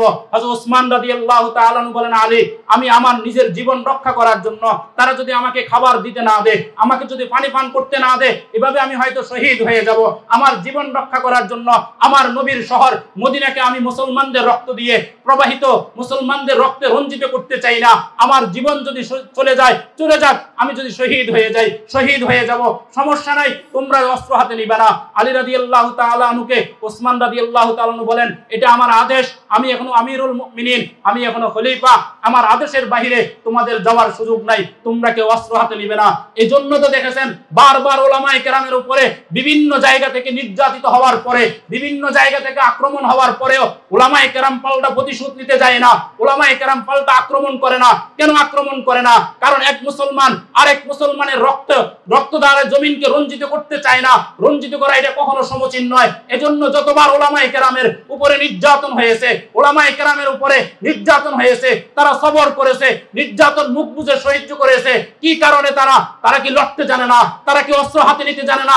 তারা কি গুন্ডামি করতে, যারা গুন্ডামি করে তারা যেমন অস্ত্র চালাইতে জানে, মানুষ হিসাবে আলেমরাও অস্ত্র চালাইতে জানে। তারা যেমন ছুরি নিতে জানে, আলেমরাও ইচ্ছা করলে ছুরি নিয়ে তাদেরকে প্রতিহত করতে জানে। কেন তারা ছুরি নেয় না? ছুরি এই জন্য নেয় না, ওসমান রাদিয়াল্লাহু তাআলা আনহু সেখানে শহীদ হয়ে যাইতেছেন, এরপরে একজন মুসলমানের রক্ত দ্বারায় মদিনা রঞ্জিত হইবে, সেটা তিনি বরদাস্ত করেন না। এজন্য উলামায়ে কেরাম নীরব আছে। না হয় উলামায়ে কেরাম যদি অস্ত্র হাতে নিয়ে তাদের প্রতিপক্ষকে যদি প্রতিহত করা শুরু করে, তাদেরকে দমন করতে 2 ঘন্টা 2 দিনের বেশি সময় লাগবার কথা না। হযরত ওসমান রাদিয়াল্লাহু তাআলা আনহু এভাবে আবদ্ধ হয়ে রয়েছেন, খাবারের ব্যবস্থা নাই। বীরে রুমান, যেই বীরে রুমান 12,000 দিরহাম দিয়ে ওসমান রাদিয়াল্লাহু তাআলা আনহু কিনছেন। মদিনায় মানুষের পানির ব্যবস্থা ছিল না, মিষ্টি পানির ব্যবস্থা ছিল না। এক ইহুদি বীরে রুমানের মালিক ছিল, সে প্রত্যেকদিন পানি বিক্রি করত, পানি বিক্রি করত টাকার বিনিময়ে। আল্লাহর নবী সাল্লাল্লাহু আলাইহি সাল্লাম বলতেছেন, কেউ যদি এই বীরে রুমানটা কিনে আমার সাহাবীদের জন্য, মুসলমানদের জন্য যদি ওয়াকফ করে দিত অনেক ভালো হইতো। ওসমান রাদিয়াল্লাহু তাআলা আনহু শুনবার সাথে সাথে ওই ইহুদির কাছে গেছেন, যাইয়া কিনতে চাইছেন, সে বিক্রি করবে না। অর্ধেক প্রথম বিক্রি করছে 12,000 দিনার দিয়া, পরে আবার অর্ধেক বিক্রি করছে 8,000 দিনার দিয়া। বিক্রি করবার পরে ওসমান রাদিয়াল্লাহু তাআলা আনহু ওই বীরে রুমান মুসলমানদের জন্য ওয়াকফ করে দিবেন, মুসলমানরা ব্যবহার করবে। আর সেই ওসমান রাদিয়াল্লাহু তাআলা আনহু মদিনার মধ্যে আবদ্ধ হয়ে বসে আছে, এক ফোঁটা পানি তার ঘরের মধ্যে নাই, এক ফোঁটা পানি তার কি নেই, ঘরের মধ্যে নাই। ওসমান রাদিয়াল্লাহু তাআলা আনহু এইভাবে আবদ্ধ আছিলেন। সর্বশেষ জুলহজ মাসের 18 তারিখ হযরত আলী রাদিয়াল্লাহু তাআলা আনহু গেছেন, ওসমান, এখনো তুমি এইভাবে আসো, আমাদেরকে অনুমতি দাও, আমরা তাদের বিরুদ্ধে ব্যবস্থা গ্রহণ করি, আমরা তাদের বিরুদ্ধে ব্যবস্থা গ্রহণ করব। ওসমান রাদিয়াল্লাহু তাআলা আনহু বলেন, আলী, আমি আজকে রাতে আমার নবীকে স্বপ্ন দেখছি। আমি আমার নবীকে কি দেখছি? স্বপ্ন দেখছি। হযরত ওসমান রাদিয়াল্লাহু তাআলা এর আগে একদিন ছাদে উঠছেন। হযরত ইবনে উমর রাদিয়াল্লাহু তাআলা আনহু বলেন, আশরাফা উসমানু আলা সাকফিহি, ছাদের উপরে উঠছেন, উঠার পরে বলতেছেন, আলামা তাকতুলুনানি, হে বিদ্রোহীরা, তোমরা কেন আমাকে হত্যা করতে চাও? আল্লাহর নবী বলছেন 3 কারণ ছাড়া মুসলমানদেরকে হত্যা করা যায় না। একটা কারণ হইল কুফরুন বাদা ইসলামিন, ইসলাম ধর্ম গ্রহণ করবার পরে কেউ যদি মোরতাদ হয়ে যায় তাকে হত্যা করতে হবে, এটা ইসলামের বিধান। কুফরুন বাদা ইসলামিন, আমি ওসমান যেদিন থেকে ইসলাম ধর্ম গ্রহণ করেছি, আমি মুসলমান হিসেবে 4 নম্বর ইসলাম ধর্ম গ্রহণ করেছি। ইসলাম ধর্ম গ্রহণ করবার পরে আজ পর্যন্ত এক মুহূর্তের জন্য আমি আমার ঈমান থেকে সরে যাই নাই, আমার ঈমান দুর্বল হয় নাই। আজকে এই 40 দিন তোমরা আমাকে আবদ্ধ করে রাখছো, পানি চাইলে পানি দাও না, খাবার চাইলে খাবার দাও না, আমার সাথে কারো সাক্ষাৎ করতে দাও না, আমার বাসায় কাউকে আসতে দাও না। এরপরেও আমার ঈমানের মধ্যে কোনো কমি আসে নাই, দুর্বলতা আসে নাই, আমার ঈমান আগে যেমন ছিল তেমনই আছে। তোমরা আমাকে এই কারণে হত্যা করতে পারবে না যে ওসমান মুরতাদ হয়ে গেছে। ওয়ারাজুলুন জানা বা'দা ইহসানিন, কোন পুরুষ যদি বিবাহ করার পরে জেনা করে, পরকিয়া করে, বিবাহ করছে, ঘরে স্ত্রী আছে, এরপরে আরেক নারীর সাথে গিয়া সম্পর্ক করে যদি জেনা করে, জানা রাজুলুন জানা বা'দা ইহসানিন, তাকে রজম করা, পাথর নিক্ষেপ করে হত্যা করে দেওয়ার বিধান আছে। ওয়ারাজুলুন কাতালা নাফসান, এবং কোন মানুষ যদি আরেকজনকে হত্যা করে তাহলে হত্যার বিনিময়ে তাকে কিসাসান হত্যা করা। এই 3 কারণ ছাড়া আর কোনো কারণে কাউকে হত্যা করা যায় না। আমি ওসমান কাফের হই নাই, আমি মুসলমান, আমি ঈমানদার। আমি কোনো জেনা করা তো দূরে থাক, যে আমি যখন বালেগ হয়েছি, বালেগ হওয়ার পর থেকে কোন নারীর দিকে আমি খারাপ নজরে তাকাই নাই, কোন মেয়ের দিকে আমি খারাপ দৃষ্টিতে তাকাই নাই। ইতিহাসের মধ্যে লেখছে ওসমান রাদিয়াল্লাহু তাআলা আনহু বলেন, আমি এমনকি আমার লজ্জাস্থানকে ডান হাত দ্বারা স্পর্শ করি নাই, এবং আমি আজ পর্যন্ত কাউকে হত্যা করা তো দূরে থাক, কাউকে আমি গালিও দিই নাই। তোমরা আমাকে কেন হত্যা করবা? এভাবে চলতেছিল। যখন একেবারে শেষ দিন 18 জুলহজ, হযরত আলী রাদিয়াল্লাহু তাআলা আনহু বলতেছেন, ওসমান এখনো তুমি অনুমতি দাও না, কি করব আমরা? ওসমান রাদিয়াল্লাহু তাআলা আনহু বলেন, খবরদার, তোমরা অস্ত্র হাতে নিবে না। ইন্নী রাআইতু ফিল মানামে রাসূলুল্লাহি সাল্লাল্লাহু আলাইহি ওয়াসাল্লাম। আমি আজকে, ইমাম যাহাবী রাহমাতুল্লাহ আলাইহি ওনার সিয়ার ওয়া আলামিন নুবালার 2 নম্বর খণ্ডে বর্ণনা করেন, হযরত ইবনে ওমর রাদিয়াল্লাহু তাআলা আনহু বলেন, আর ওসমান ইবনে আফফান রাদিয়াল্লাহু তাআলা আলী রাদিয়াল্লাহু তাআলা বলতেছেন, ইয়া আলী ইন্নী রাআইতু ফিল মানামে রাসূলুল্লাহি সাল্লাল্লাহু আলাইহি ওয়াসাল্লাম, আমি স্বপ্নে আল্লাহর নবীকে আজকে দেখেছি। আমার হাবিব স্বপ্নে আমার সাথে সাক্ষাৎ করতে আসছে। সাক্ষাৎ করে আসবার পরে আমাকে জিজ্ঞাসা করতে, ওসমান তোমাকে তারা আবদ্ধ করে রাখছে, তোমাকে তারা খাবার দেয় না, তোমাকে তারা পানি দেয় না, তুমি যদি চাও আমি তোমার জন্য দোয়া করব, তোমার জন্য দোয়া করব, তাদের জন্য বদদোয়া করব, তারা ধ্বংস হয়ে যাবে, জমিনের মধ্যে তারা পতিত হয়ে যাবে, জমিন তাদেরকে গিলে খাবে। আর তুমি যদি চাও সবর করো, আজকে তুমি রোজা রাখবা, সকাল বিকাল বেলা ইফতারের আগে তুমি আমাদের সাথে আইসা আলমে বরজাখে ইফতার করবা। আলমে বরজাখে এসে কি করবা? ইফতার করবা। তুমি যদি চাও হয়তো আমি বদদোয়া করব, তারা ধ্বংস হয়ে যাবে, আর যদি চাও তুমি সবর করবা, সবর করলে তোমাকে আমি তোমার জন্য দোয়া করব, তুমি সবর করবা। আজকে রোজা রাখছো, ইফতার আমাদের সাথে করবা। আলমে বারজাখে আমার সাথে আমি দেখছি, আবু বকরকে দেখছি, ওমরকে দেখছি, ওসমান রাদিয়াল্লাহু তাআলা আনহু বলেন তারা সবাই আল্লাহর নবীর সাথে দাঁড়ায় আছে। ওসমান রাদিয়াল্লাহু তাআলা আনহু বলেন, আল্লাহর নবী আমাকে তার সাথে ইফতার করতে বলছেন। আলী রাদিয়াল্লাহু তাআলা আনহু বলেন, ওসমান তুমি কি জবাব দিছো?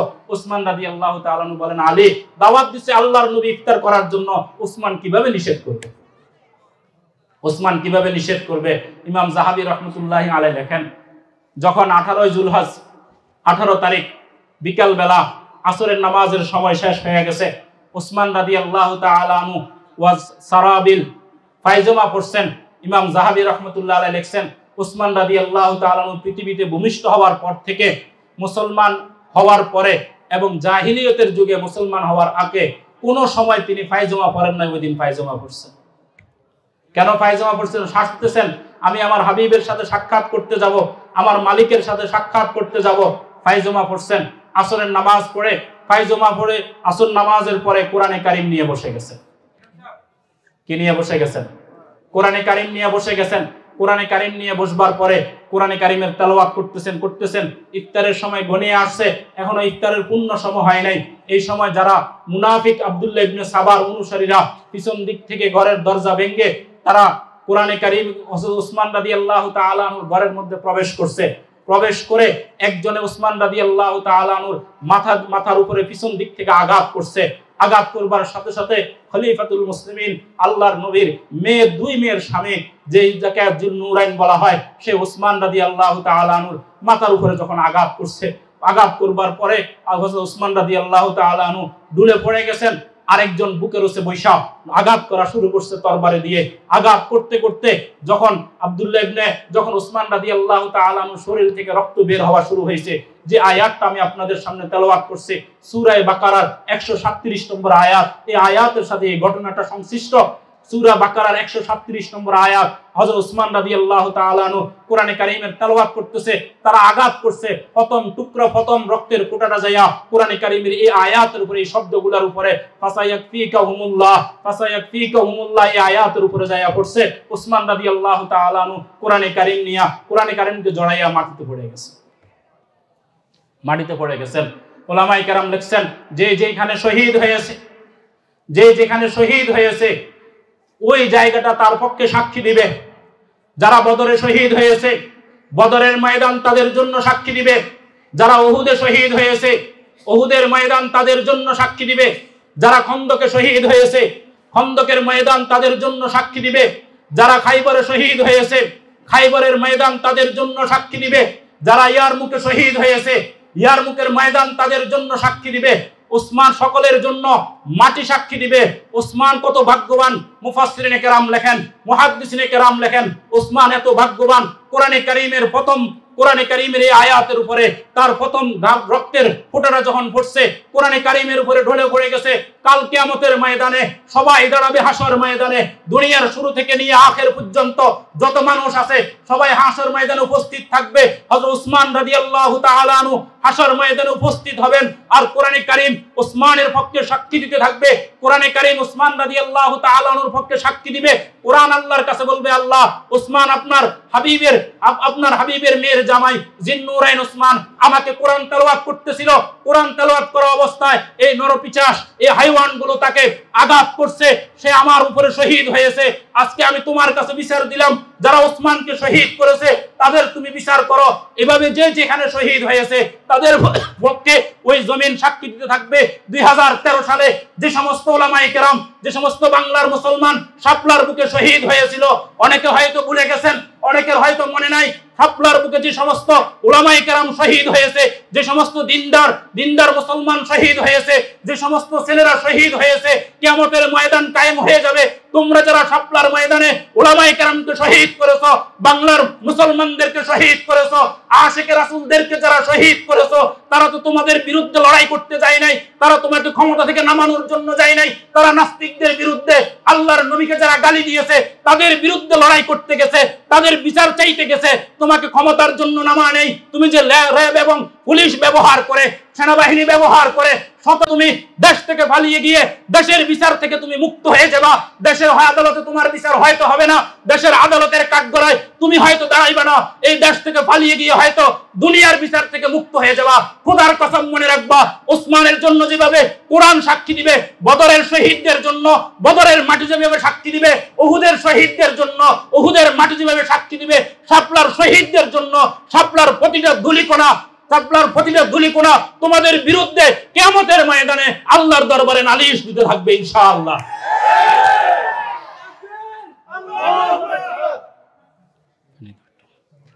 এরা মনে দুনিয়ার বিচার তো সবকিছু না। দুনিয়া কি করতে পারবে? দুনিয়ার বিচার হয়তো তোমাকে ফাঁসি দিতে পারবে, দুনিয়ার বিচারে হয়তো তোমাকে ফাঁসি দিবে যারা করছো, কিন্তু কিয়ামতের ময়দানে প্রত্যেকটা ধুলিকণা তোমাদের বিরুদ্ধে সাক্ষী দিতে থাকবে, মনে রাখো। আমরা তো বাঙালি তো অল্প সময় ভুলে যাই। ভুলে গেছি না 2013 সালের কথা? ভুলেন নাই কেন? আমরা ভুলে যাই সহজে, আমরা বলতে পারি না। আমরা জানি এই কথাগুলো যখন আমরা সমাজে বলি অনেক মানুষ মনে কষ্ট পায়, পায় না? পায়। এখন আমরা বলতেছি মনে কষ্ট পাও। 2013 থেকে 24 সাল পর্যন্ত হাজারো কষ্ট আমরা বুকে ধারণ করে আছি। বহু কষ্ট বুকে চাপা দিয়ে আমরা দিন রাত অতিবাহিত করেছি। তোমরা জানো না, আপনারা হয়তো ভুলে গেছেন। যারা শাপলার ময়দানে শহীদ হয়েছে তাদের পরিবারের খবর নিয়ে দেখেন। কিছু কিছু পরিবারের সাথে আমাদের যোগাযোগ হয়েছে। আমি এমন পরিবারের কথাও জানি, তার ছেলে 17 পারা কোরআনে কারীম হেফজ করে ফেলছে। হয়তো আর কয়েকদিন হেফজ করলে, মাদ্রাসায় পড়লে হাফেজ হয়ে বের হবে। বাবা আল্লাহর নবীর ইজ্জত বাঁচানোর জন্য শাপলার ময়দানে আসছে। নবীর কে যারা কটূক্তি করেছে তাদের বিরুদ্ধে বিচার চাইতে শাপলার ময়দানে আসছে, সেখানে শহীদ হয়ে গেছে। মা এবং বোন আর বাইরে খরচ বহন করার জন্য 17 বছর 16 বছরের ওই ছেলেটা, যে ছেলেটা 17 পারা কোরআনে কারীম হেফজ করছে, সেই ছেলেটা মাদ্রাসা ছেড়ে দিয়ে এবার অটো রিক্সা নিয়ে সে রাত দিন মানুষকে বহন করে, অটো রিক্সা চালাইয়া তার ফ্যামিলির খরচ বহন করে। ওই ছেলেটার কি অপরাধ ছিল? তারও তো স্বপ্ন ছিল সে আলেম হবে, তারও স্বপ্ন ছিল সে শিক্ষিত হবে। তার অপরাধ কি ছিল? তার বাবাকে কেন শহীদ করা হলো? কেন তোমরা রাত পর্যন্ত, সকাল পর্যন্ত বরদাস্ত করতে পারলে না? সকালবেলা তো সবাই চলে যাইতো, তোমাদের ক্ষমতার বিরুদ্ধে তো কেউ কথা বলে নাই। যারা আল্লাহর নবীর বিরুদ্ধে যারা কটূক্তি করেছে, হযরত আয়েশাকে নিয়ে যারা কটূক্তি করেছে, আল্লাহর নবীর চরিত্র নিয়ে যারা কথা বলেছে, তাদের বিরুদ্ধে তাদের বিচার চাইতে সেখানে বাংলার আপমর জনসাধারণ দিনদার মুসলমান শাপলার ময়দানে বিচার চাইতে গেছিল। তোমাকে ক্ষমতা থেকে নামার জন্য যায় নাই। তুমি কেন নীরব? তুমি কেন হাইওয়ানের মতন রাতের আধারে হাজার হাজার ওলামায়ে কেরামের উপরে আক্রমণ করলা? লক্ষ লক্ষ দিনদার মুসলমানকে কেন আক্রমণ করে শত শত মানুষকে কেন শহীদ করে দিলা? হযরত উসমান রাদিয়াল্লাহু তাআলা আনহুর পক্ষে যেভাবে কোরআনে কারীম সাক্ষী দিবে, ঠিক তেমনি ভাবে শাপলার ময়দানও একদিন হাসর ময়দানে এদের বিরুদ্ধে সাক্ষী দিবে ইনশাআল্লাহ। এত সহজে ভুলে যাওয়া ঠিক না, এত সহজে ভুলে যাওয়া ঠিক না। আল্লাহর বিচার আল্লাহ ঠিক মতোই করেন। আল্লাহ পাক রব্বুল আলামিনের বিচার আল্লাহ মানুষকে সুযোগ দেন। না হলে যে পরিস্থিতিতে তাদের হয়েছে, আমরা কেউ ধারণা করি না যে পরিবেশ এমন ভাবে পরিবর্তন হবে। আপনারা ধারণা করছেন? কেউ ধারণা করে নাই। মানুষ যখন ক্ষমতা পায় সে ভুলে যায়, সে মনে করে আমি সব কিছু হয়ে গেছি। ফেরাউন ক্ষমতা পাইছিল, সে দাবি করছে আনা রাব্বুকুমুল আলা, আনা রাব্বুকুমুল আলা। ফেরাউন কল্পনাও করে নাই সে পানিতে ডুবে মরবে। হামান কল্পনা করে নাই তার করুণ পরিণতি হবে। পৃথিবীর ইতিহাস এরকম, যারা অন্যায় করেছে, জুলুম করেছে, যারা মানুষদেরকে আঘাত করেছে, যারা অন্যায় করেছে, জুলুম করেছে, অন্যায়ভাবে মানুষদেরকে হত্যা করেছে, এরা হয়তো কিছুদিন সুখে থাকতে পারে, তাদের ইতিহাস ভালো হয় না। ইতিহাস খুঁজে দেখেন, ইমাম আবু হানিফা রাহমাতুল্লাহি আলাইহিকে জেলের মধ্যে নিয়ে শহীদ করে দেওয়া হয়েছে। বিষ প্রয়োগ করে জেলের মধ্যে বিষ খাইয়ে তাকে শহীদ করে দেওয়া হয়েছে। আবু হানিফা রাহমাতুল্লাহি আলাইহির লাশ জেল থেকে বের হয়েছে। ইমাম আহমদ ইবনে হাম্বল রাহমাতুল্লাহ আলাইহিকে যারা জেলের মধ্যে নির্যাতন করেছে, আব্দুল্লাহ ইবনে আহমদ ইবনে হাম্বল বলেন, আমার বাবাকে এমন ভাবে নির্যাতন করা হইতো, লাউ জুরিবা আলাল ফিল লা সাখা ওয়া মাতা। এত নির্যাতন করত, এই নির্যাতন যদি হাতির উপরে করা হইতো, হাতি চিৎকার দিয়ে মারা যাইতো। আমার বাবা ইমাম আহমদ ইবনে হাম্বল রাহমাতুল্লাহি আলাইহি হাদিসের জবরদস্ত ইমাম, 50 খণ্ডের হাদিসের কিতাব লিখে গেছেন। সেই ব্যক্তিকে যারা কারাগারে ঢুকিয়ে নির্যাতন করেছে, তাদের ইতিহাস ভালো হয় নাই। যারা ইবনে তাইমিয়া রাহমাতুল্লাহি আলাইহিকে জেলের মধ্যে শহীদ করে দিয়েছে, ইতিহাস খুলে দেখেন, ইবনে তাইমিয়া রাহমাতুল্লাহ আলাইহি ফতোয়া দিয়েছেন, বাদশার পছন্দ হয় নাই, জেলের মধ্যে আবদ্ধ করে দিয়েছে। আবদ্ধ করবার পরে আর মুক্তি দেয় না, জেলের মধ্যে শহীদ হয়ে গেছেন। ইবনে তাইমিয়াকে যারা জেলের মধ্যে শহীদ করেছে, তাদের ইতিহাস বলা হয় নাই। ইবনে আবু হানিফাকে তারা নির্যাতন করেছে, শহীদ করেছে, তাদের ইতিহাসও বলা হয় নাই। বাংলার জমিনে যারা উলামায়ে দেওবন্দের উপরে নির্যাতন করেছে, যারা উলামায়ে কেরামের উপরে নির্যাতন করেছে, জেলখানে নিয়ে ডান্ডাবেড়ি পড়াইয়া সে গাজীপুর কাশীপুর কারাগার থেকে নিয়ে হাইকোর্ট পর্যন্ত রোদের মধ্যে পিছন ব্যানে করে আইনা অপদস্থ অপমানিত করার জন্য ডান্ডাবেড়ি পড়াইয়া হাত করা পড়াইয়া অপমান অপদস্থ করছে। কয়দিন তোমরা অপমান করছো, কয়দিন তোমরা লাঞ্ছিত করছো? বেশি দিন তো করতে পারো নাই, 16 বছর করছো আর কি, বেশি দিন তো করতে পারো নাই। তোমরা ভুলে গেছো তোমাদের উপরে আরেকজন আছে, আল্লাহ আছে, যে আল্লাহ আসমান সৃষ্টি করছেন। ভুলে গেছো আমার রব যখন আসমান সৃষ্টি করছেন ইঞ্জিনিয়ার রাখতে হয় নাই, কোন বলছেন আসমান খাড়াইয়া গেছে? জমিন সৃষ্টি করছেন, কোন বলছে জমিন হয়ে গেছে? বিশাল পাহাড় সৃষ্টি করছেন, জমিন সৃষ্টি করছেন, সাগর সৃষ্টি করছেন, এই সব কিছু সৃষ্টি করছেন। আবার আমার মালিক যখন ইচ্ছা করবেন তখন আসমানকে ইশারা করবেন, আসমান খান খান হয়ে ভেঙে পড়ে যাবে, জমিন সমতল হয়ে যাবে, সমুদ্রের মধ্যে আগুন লেগে যাবে, পাহাড়গুলো তুলার মতো উঠতে থাকবে। সেই রবের কথা ভুলে গেছো, সেই মালিকের ক্ষমতার কথা ভুলে গেছো। তুমি মনে করছো তোমরা যারা জুলুম করো, অন্যায় অবিচার করো, মনে করো তোমাদের শক্তি শেষ, আর কোন শক্তি নাই। ভুলে গেছো রব নামে একজন আছে, মালিক একজন আছে, আল্লাহ একজন আছে। আল্লাহ দেখাইয়া দিচ্ছেন পৃথিবীর মানুষকে, দেখো পৃথিবীর ইতিহাসে যারা যুগে যুগে যারা জুলুম করেছে কারো ইতিহাস ভালো হয় নাই। তোমার টেবিলের উপরে সবচেয়ে উন্নত মানের চাউল দিয়ে রান্না করা ভাত তৈরি করা ছিল, মর্গের রসগুলা তোমার টেবিলে রান্না করা ছিল, ফ্রিজের মধ্যে দেশের সবচেয়ে বড় মাছগুলো ছিল, উন্নত মানের প্রযুক্তি ব্যবহার করে তোমার ভবন তুমি সাজাইছো।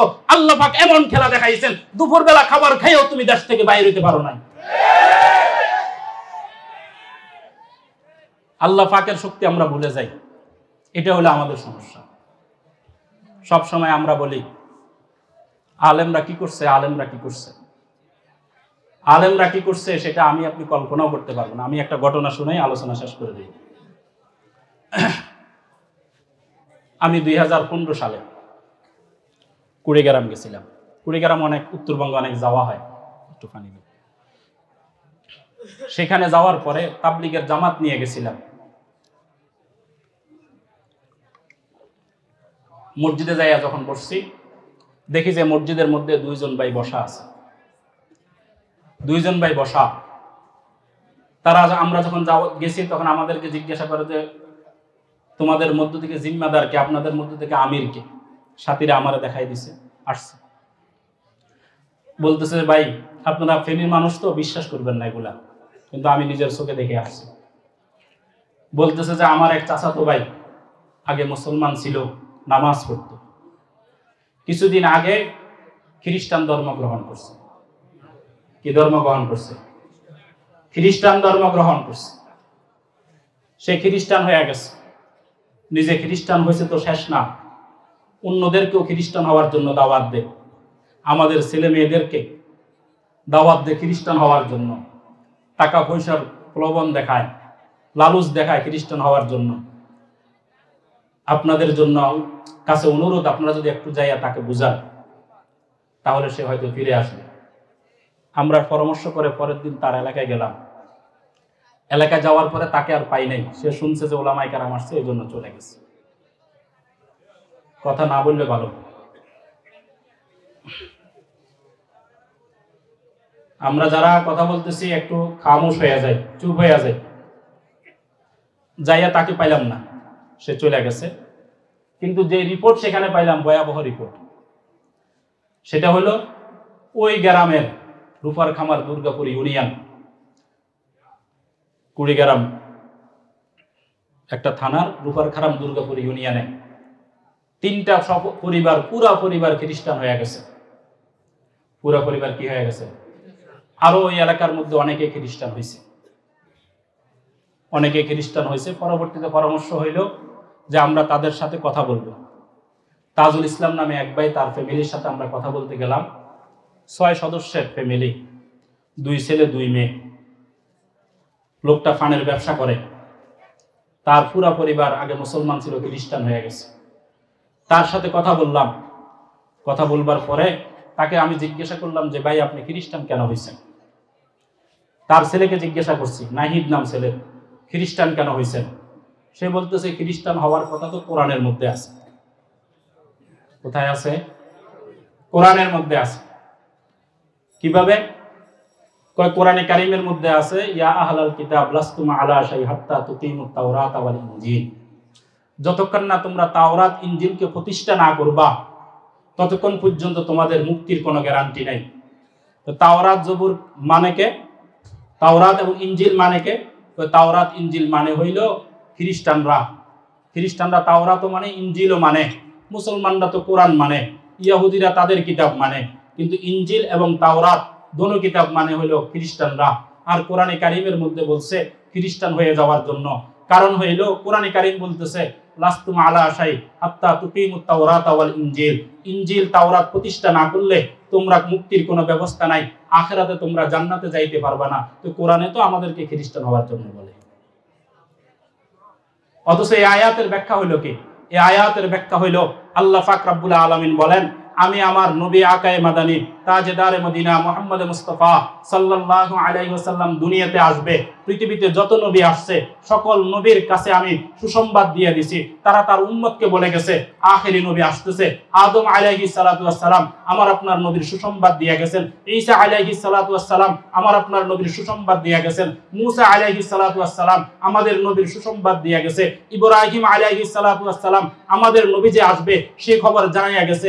ইসমাঈল ইসমাঈল আলাইহিস সালাতু ওয়াস সালাম তার উম্মতকে আমাদের নবীর কথা বলে গেছেন, ইসহাক আলাইহিস সালাতু ওয়াস সালাম আমাদের নবীর কথা তার উম্মতকে বলে গেছেন, ইউসুফ আলাইহিস সালাতু ওয়াস সালাম তার সময়কার মানুষদেরকে আখেরি নবীর কথা বলে গেছেন, ইউনূস আলাইহিস সালাতু ওয়াস সালাম শেষ নবীর কথা বলে গেছেন, ইউশা আলাইহিস সালাতু ওয়াস সালাম শেষ নবীর কথা বলে গেছেন।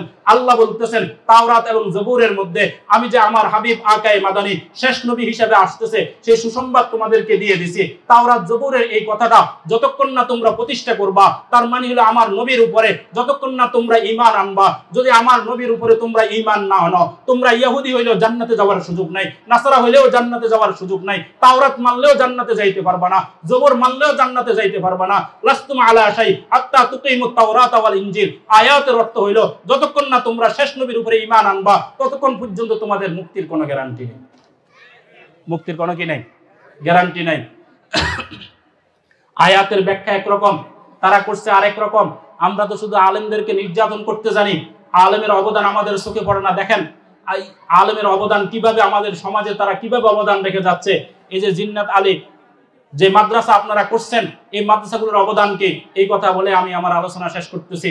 আমরা যখন উত্তরবঙ্গ নিয়ে আলোচনা করি তখন অনেকে বলে উত্তরবঙ্গের মানুষ গরিব, তারা গরিব হওয়ার কারণে টাকার প্রলোভন দেখাইলে, লালুচ দেখাইলে তারা ঠিক থাকতে পারে না, এই জন্য তারা খ্রিস্টান হয়ে যায়। আমি মনে করি উত্তরবঙ্গের মানুষের উপরে এটা একটা অপবাদ, এটা একটা তাদের উপরে অপবাদ দেওয়া হয়েছে। কারণ হইলো গরিব আমাদের ফেনীতে কি নাই?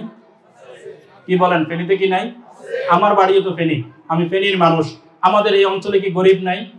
এমন মানুষ কি আপনাদের সমাজে নাই যে দিন আইনা দিন খাইতেও কষ্ট হয়? কষ্ট হয় এরকম মানুষ আছে তো? ঋণে জর্জরিত মানুষ আসেনি? খাইতে পারে না এমন মানুষ আছে? মেয়ে বিবাহ দিতে পারে না এমন মানুষ আছে? আপনাদের এই যে হাজির বাজার এলাকার মধ্যে এই পর্যন্ত কয়জন খ্রিস্টান হয়েছে? হয়েছে নি কেউ খ্রিস্টান? খ্রিস্টান হয় নাই। আমাদের এলাকাও আমরা শুনি নাই কেউ খ্রিস্টান হইতে। গরিবই আসলে মূল কথা না, দরিদ্রতার কারণে মানুষ খ্রিস্টান হয় না। আসল কারণটা কি? আসল কারণ হইল উত্তরবঙ্গে মাদ্রাসার সংখ্যা অনেক কম, উলামায়ে কেরামের সংখ্যা অনেক কম, আলেমদের সংখ্যা অনেক কম। সেখানে খ্রিস্টান মিশনারি গিয়ে যদি কোরআনের ভুল ব্যাখ্যা দেয়, দরবার মতন বিজ্ঞ আলেম নাই, দরবার মতন বড় আলেম সেখানে নাই। আমি উত্তরবঙ্গের অনেকগুলা জেলা ঘুরে দেখেছি, গাইবান্ধা পুরা জেলার মধ্যে একটা দাওরা হাদিস মাদ্রাসা নাই, লালমনিরহাট পুরা জেলার মধ্যে একটা দাওরা হাদিস মাদ্রাসা নাই, পঞ্চগড় পুরা জেলার মধ্যে একটা দাওরা হাদিস মাদ্রাসা নাই, কুড়িগ্রাম পুরা জেলার মধ্যে একটা দাওরা হাদিস মাদ্রাসা নাই। এগুলো আমি নিজে দেখে আসছি। রংপুরের মধ্যে 2টা দাওরা হাদিস মাদ্রাসা আছে, সৈয়দপুরে একটা দাওরা হাদিস মাদ্রাসা আছে, দিনাজপুরে সম্ভবত 2টা আছে। পুরা উত্তরবঙ্গের মধ্যে এই কয়টা দাওরা হাদিস মাদ্রাসা, সেখানে বড় বড় মাদ্রাসার সংখ্যাও কম। মাদ্রাসা আছে ছোট ছোট নুরানি এবং হেফজখানা, বড় আলেমের সংখ্যাও সেখানে কম, বড় মাদ্রাসার সংখ্যাও সেখানে কম। মিশনারিরা চিন্তা করে সেখানে যদি আমি যাইয়া তাদেরকে ভুল ব্যাখ্যা দিই, আমাকে দরবার মতন কেউ নাই। আমি যদি তাদেরকে কোরআনের ভুল ব্যাখ্যা দিই, দরবার মতন কেউ নাই, আমার প্রতিবাদ করতে পারবে না, আমার ভুল ধরাইয়া সমাজের মধ্যে আমাকে প্রমাণিত করবার মতন কেউ নাই। তাদেরকে কোরআনের ব্যাখ্যা দিলে, ভুলভাবে দিলে তারা খ্রিস্টান হয়ে যাবে, ঈসাই মুসলমান হিসেবে তারা সমাজে বসবাস করবে। কাদিয়ানি চিন্তা করে ওইখানে যাইয়া যদি আমি তাদেরকে ভুল ব্যাখ্যা দিই তাহলে আমাকে প্রতিহত করবার মতন কেউ নাই, তাদেরকে আমি কাদিয়ানি বানাইয়া তাদের ঈমান হরণ করতে পারবো। কিন্তু আমি যদি ফেনী এলাকাতে যাই, আমি যদি ফেনীতে যাই, তো ফেনী ছোট্ট একটা জেলার মধ্যে দেখবেন অনেকগুলো দাওরা হাদিস মাদ্রাসা। সীমানা থেকে শুরু করেন, যখন আপনি 14 গ্রাম পার হয়ে ঢুকবেন, সাথে সাথে শস্যদি দারুল ইসলামিয়া মাদ্রাসা, নাম শুনছেন আনোয়ার ভাই যেখানে পড়াশোনা করে আসছে, আমিও সেখানে পড়াশোনা করে আসছি। দাওরা হাদিস একটা পর্যন্ত মাদ্রাসা। এরপরে আসেন ফেনী জামিয়া, দাওরা হাদিস পর্যন্ত মাদ্রাসা, লালফল সুলতানিয়া, দাওরা হাদিস পর্যন্ত মাদ্রাসা, দুমসাদ্দা রশিদিয়া, দাওরা হাদিস পর্যন্ত মাদ্রাসা। এরপরে যাই আপনি ওলামা বাজার মাদ্রাসা, দাওরা হাদিস পর্যন্ত মাদ্রাসা, রশিদিয়া মাদ্রাসা, দাওরা হাদিস পর্যন্ত। এরপরে আপনি দেখেন আপনার এই যে ছাগলাইয়া মাদ্রাসা, দাওরা হাদিস পর্যন্ত মাদ্রাসা। এই ফেনীর মধ্যে জায়গায় জায়গায় আপনি বড় বড় আলেম খুঁজে পাইবেন, জায়গায় জায়গায় মুহাদ্দিস খুঁজে পাইবেন, জায়গায় জায়গায় মুফতি খুঁজে পাইবেন, জায়গায় জায়গায় মুহাক্কিক আলেম খুঁজে পাইবেন। দাওরা হাদিস মাদ্রাসার অভাব নাই। ছোট্ট একটা জেলার মধ্যে 9টার মতো দাওরা হাদিস মাদ্রাসা আছে। আমি তো চিন্তা করি এই মাদ্রাসাগুলো আমাদের জন্য কি অবদান করতেছে। রমজানে আমাদের থেকে যাকাত নিয়ে যায়, রমজানে যাকাত নেয়, দানের সময় দান দিয়ে, যে কোনো সময় সাহায্যের জন্য আসে। হাজার হাজার লাখ লাখ টাকা তাদের পিছনে বিনিয়োগ করলাম, আজ পর্যন্ত তারা তারা একজন ডাক্তার বের করে দিতে পারলো না, তাদের থেকে একজন ইঞ্জিনিয়ার বের হইল না, তাদের থেকে একজন প্রকৌশলী বের হইল না, তাদের থেকে একজন কোটিপতি বের হইল না, যে কোটিপতি আমাদের সমাজে অর্থনৈতিক সহযোগিতা করে আমাদের সমাজকে উন্নত করবে এমন কিছু তো তাদেরকে দেখি না। তাদেরকে এত টাকা কেন দেয় আমি আপনি জানি না। তারা আছে বলে এখনো আমার ঈমান হেফাজত আছে, তারা আছে বলে এখনো আমার আকীদা হেফাজত আছে। তারা যদি না থাকতো, যেভাবে উত্তরবঙ্গের মানুষকে খ্রিস্টান মিশনারিরা বেঈমান বানাইতেছে, মুশরিক বানাইতেছে, তাদেরকে খ্রিস্টান বানাইতেছে, কাফের বানাইতেছে, কাদিয়ানি বানাইতেছে, ঠিক তেমনি ভাবে আমাদের অঞ্চলের মানুষদেরকেও তারা ধোঁকা দিয়ে বেঈমান বানাইয়া ফেলতো। আমি তো চিন্তা করি হুজুররা করে কি, সাহিবুদ্দার বিমা আদরা বিমা ফিহি। আমি তো ফেনীর মানুষ, আমাদের চায়ের দোকানে এই সমস্ত আলোচনা হয়নি? এই মাদ্রাসা কি করছে? একজন ডাক্তার হয় নাই, ইঞ্জিনিয়ার নাই, এটা পড়ায় না, সেটা পড়ায় না, এই করে না, সেই করে না। মাদ্রাসাওয়ালার অবদান আমি আপনি কখনো হয়তো চিন্তা করে দেখি নাই। ওনারা যে অবদান রাখতেছে সমাজে, এটা আপনি টাকা দিয়ে কখনো কিনতে পারবেন না, টাকা দিয়ে কখনো কিনতে পারবেন না। সীমানা চিনেন না? সীমান্ত পাহারা বিজিবি আছে না? বিজিবির কাজ কি? বিজিবির কাজ হইল সীমানায় বসে বসে আমার আপনার রাষ্ট্রকে পাহারা দেয়। আমার রাষ্ট্রের মধ্যে যাতে ভারতীয় সৈন্য আক্রমণ করতে না পারে, আমার রাষ্ট্রের মধ্যে যাতে ভারতীয় অবৈধ পণ্য ঢুকতে না পারে, আমার রাষ্ট্র যাতে। মাঝখান দিয়ে একটা কথা বলে, কিছুদিন আগে আপনারা শুনছেন, তারা বলতেছে যে বাংলাদেশের অমুক জায়গা দখল করে নিবে, বলতেছে যে ফেনী হলো তাদের জন্য টার্নিং পয়েন্ট, ফেনীটা দখল করবে, দখল করে এরপরে ফেনীকে তারা ভারতের অন্তর্ভুক্ত করে নিবে, চট্টগ্রাম দখল করে নিবে। কিছু ভারতীয় সাংবাদিক যাদের মাথা পাগল হয়ে গেছে, মনে হয় যখন সাংবাদিক সম্মেলন করতে যায়, যখন সংবাদ পড়তে যায়, মদ খাইয়া মনে হয় তারা সংবাদ পাঠ করতে আসছে, বলতেছে যে ফেনী দখল করবে, চট্টগ্রাম দখল করবে। আমরাও তোমাদেরকে বলি, আসো দখল করতে আসো, দখল করতে আসো। তোমরা জানো না ফেনীর কি নাম ছিল? ফেনীর ইতিহাস খুলে দেখেন। ফেনী নোয়াখালীকে একদমই দ্বিতীয় আরব বলা হয়। ব্রিটিশ বিরোধী আন্দোলন ইতিহাস আপনারা পড়ে দেখেন, ব্রিটিশ বিরোধী আন্দোলনের ইতিহাস পড়ে দেখবেন। ফেনীর ইতিহাসের মধ্যে বীর মুজাহিদ মোহাম্মদ আলী চৌধুরীর নাম হয়তো আপনারা অনেকে জানেন না। ফেনীর ইতিহাস অনেক বীরত্বগাথা ইতিহাস। বীর মুজাহিদ মোহাম্মদ আলী চৌধুরী ব্রিটিশদের বিরুদ্ধে যখন আমাদের এই সমাজের মানুষ, আমাদের এই উপমহাদেশের মানুষ যখন আন্দোলন করেন, সর্বশেষ প্রতিরোধ আন্দোলন যেটা করছেন বীর মুজাহিদ মোহাম্মদ আলী চৌধুরী। ফেনীর মানুষ, তার বাড়ি হলো শস্যদী মাদ্রাসার পাশে, এখনো বাড়ির কিছু ভগ্ন অংশ পাওয়া যায়। এই বীর মুজাহিদ মোহাম্মদ আলী বাজার যে আছে তার নামে হয়েছে। বীর মুজাহিদ মোহাম্মদ আলীর মতন, মোহাম্মদ আলী চৌধুরীর মতন এমন হাজারো মানুষ এখনো ফেনীর মধ্যে আছে। একবার দখল করতে আসো, দেখবা তোমাদের অস্তিত্বও খুঁজে পাইবা না তোমরা। বলে যে এরা দখল করবে, কি দখল করবা তোমরা? তোমাদের এলাকার মানুষ, তোমাদের এলাকার মানুষ তো তোমাদের দেশের মানুষ বাথরুম করার জন্য তাদের বাথরুমের ব্যবস্থা নাই। বাথরুমের কি নাই? ব্যবস্থা নাই। রাস্তাঘাটে পায়খানা করো, নিজেদের বাথরুমের ব্যবস্থা করতে পারো না। আরেক দেশকে নিয়ে তোমরা চিন্তা করো। তোমরা বলো বাংলাদেশের হিন্দু নির্যাতন হয় না, বাংলাদেশের হিন্দু নির্যাতন হয়। খুলে দেখো বাংলাদেশের ইতিহাস, বাংলাদেশের কোন হিন্দু হিসেবে নির্যাতিত হয় নাই। যে কয়েকজন আক্রান্ত হয়েছে তারা হিন্দু হিসেবে আক্রান্ত হয় নাই, তারা আগের সরকারের ক্ষমতা ব্যবহার করে মানুষকে নির্যাতন করেছে, মানুষকে লাঞ্ছিত করেছে, মানুষের ক্ষমতা, মানুষের সম্পদ দখল করেছে। এজন্য তাদেরকে হয়তো আঘাত করা হয়েছে, তাদের বাড়ি জ্বালিয়ে দেওয়া হয়েছে। এটা ক্ষোভের থেকে করা হয়েছে, এটা রাজনৈতিক কারণে হয়েছে, ধর্মীয় কারণে না। তোমরা বাংলাদেশের হিন্দুদের নিয়ে চিন্তা করো। তোমাদের গুজরাটে মুসলমান শহীদ হয়েছে, সেটা তোমরা দেখো না। কাশ্মীরের মুসলমান শহীদ হয়, সেটা তোমরা দেখো না। আমরা তো জানি কাশ্মীরে এমনও ঘটনা ঘটে, বাবার সামনে মেয়েকে দর্শন করা হয়, মায়ের সামনে মেয়েকে দর্শন করা হয়। কাশ্মীরের হাজারো মুসলমানকে তোমরা শহীদ করে দিয়েছো। গত 1 মাসের মধ্যে 4টা মসজিদকে তোমরা শহীদ করেছো, বাবরি মসজিদকে তোমরা শহীদ করেছো। আরেকজনের তোমরা চিন্তা করো, বাংলাদেশের হিন্দুকে সংখ্যালঘু নিয়ে চিন্তা করো। তোমাদের দেশে যে সংখ্যালঘু মুসলমান আছে, তোমাদের দেশে যে মুসলমান আছে, তাদের উপরে যে প্রতিনিয়ত নির্যাতন হয়, তাদেরকে যে জীবন্ত জবাই করা হয়, গরুর নাম দিয়ে জবাই করা হয়, তাদের মসজিদ শহীদ করে দেয়া হয়। বাবরি মসজিদ শহীদ করেছো, গুজরাটে হাজারো মুসলমানকে জীবন্ত জ্বালিয়ে মেরেছো, কাশ্মীরে হাজারো মুসলমানকে শহীদ করেছো। এগুলা কি তোমাদের চোখে পড়ে না? আরেকজনের চিন্তা করে কেন? নিজের দেশটার আগে খবর লইয়া দেখো। সীমান্ত বাহিনীর কথা বলতেছিলাম, সীমান্ত বাহিনী যেভাবে আমাদের দেশকে হেফাজত করে, এই এক একটা মাদ্রাসা, হাজী জিন্নাত আলী যে মাদ্রাসা আছে, ফেনীর যে মাদ্রাসাগুলো আছে, এক একটা সীমান্ত চৌকির মতন। সীমান্ত চৌকির মধ্যে সীমান্ত পাহাড়িরা থাকে, দেশকে রক্ষা করে। মাদ্রাসাগুলোর মধ্যে উলামায়ে কেরাম থাকে, আমার ঈমানকে রক্ষা করে, আমার আকীদাকে রক্ষা করে, আমার ঈমান আকীদাকে রক্ষা করে। আমার উলামায়ে কেরাম যদি না থাকতো, উলামায়ে কেরাম যদি না থাকতো, তাহলে আমার ঈমানের মধ্যে তিত্ববাদ আসতো, তিন খোদার বিশ্বাস আসলে আমি খ্রিস্টান হয়ে যাইতাম। আমার ঈমানের মধ্যে কাদিয়ানি বিশ্বাস আসতো, আমি কাফের হয়ে যাইতাম। আমার ঈমানের মধ্যে হয়তো বেরলভীর মতন বিশ্বাস চলে আসতো। আমার ঈমানের মধ্যে অন্য অন্য বিধর্মীদের বিশ্বাস এসে আমার ঈমান শেষ হয়ে যেত, আমার আমল শেষ হয়ে যেত, আমার আখলাক শেষ হয়ে যেত। এই সমস্ত মাদ্রাসাগুলো এক একটা সীমান্ত চৌকি, এগুলো আমার ঈমানের পাহারাদার, এগুলো আমার আখলাকের পাহারাদার, এগুলো আমার আমলের পাহারাদার। এগুলো আছে বিদে এখনো আমি মুসলমান হিসেবে টিকে আছি, এগুলো আছে বিদে এখনো আমার আমলটা সুন্দর আছে, এগুলো আছে বিদে এখনো আমার আখলাকটা সুন্দর আছে। যদি এগুলো নষ্ট হয়ে যায়, মাদ্রাসা যদি ধ্বংস হয়ে যায়, উলামায়ে কেরাম যদি না থাকে, তাহলে দেখবেন আমার ঈমান ঠিক থাকবে না, আমার আমল ঠিক থাকবে না, আখলাক ঠিক থাকবে না। এজন্য এই মাদ্রাসাগুলো আমাদের সীমান্ত চৌকি যারা, সীমান্ত বাহিনী যারা আছে, তাদের ভরণ পোষণ কি তারা নিজেরা বহন করে না সরকার দেয়? এটা বলে আমরা শেষ করতেছি। কি কারা দেয়? সরকার দেয়। সরকার কোথা থেকে দেয়? ট্যাক্স থেকে দেয়, রাজস্ব থেকে দেয়। ট্যাক্স কোথা থেকে যায়? আপনি চাউল কিনতেছেন, ওইখান থেকে ট্যাক্স যায়। লবণ কিনতেছেন, সেখান থেকে ট্যাক্স যায়। একেবারে নরমাল থেকে নরমাল মানুষ, অর্থনৈতিকভাবে দুর্বল মানুষের টাকা থেকে নিয়ে কোটিপতির টাকা দিয়ে ট্যাক্স, ওই টাকা দিয়ে সীমান্ত বাহিনীর বেতন চলে।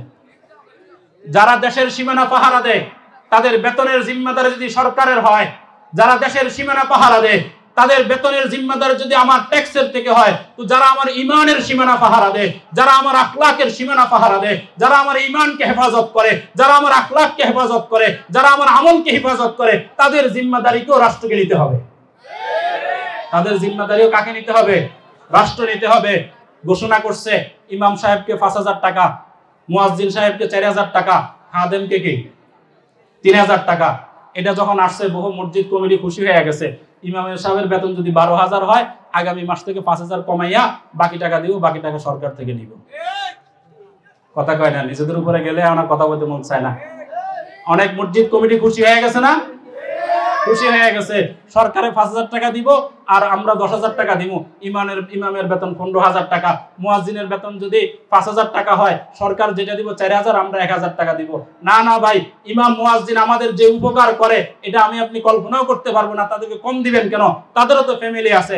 আমরা বলি এটা একটা সুন্দর উদ্যোগ শুরু করছেন, এটা একটা সুন্দর উদ্যোগ যে ইমামদেরকে ভাতা দিবেন, এর মুয়াজ্জিনকে ভাতা দিবেন। কিন্তু যে পরিমাণটা আপনারা বলছেন, শুরু করেন সুন্দর উদ্যোগ, আমরা সাধুবাদ জানাই।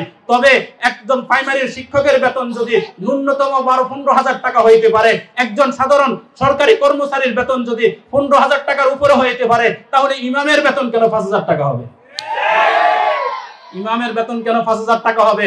দেশের ট্যাক্স কি শুধু স্কুলওয়ালা দেয়? দেশের ট্যাক্স কি শুধুমাত্র হাসপাতালওয়ালারা দেয়? দেশের ট্যাক্স কি শুধু সরকারি চাকরি করে তারা দেয়? যারা নামাজ পড়ে তারা ট্যাক্স দেয় না? যারা আলেম তারা ট্যাক্স দেয় না? যারা মুফতি তারা ট্যাক্স দেয় না? যারা মুহাদ্দিস তারা ট্যাক্স দেয় না?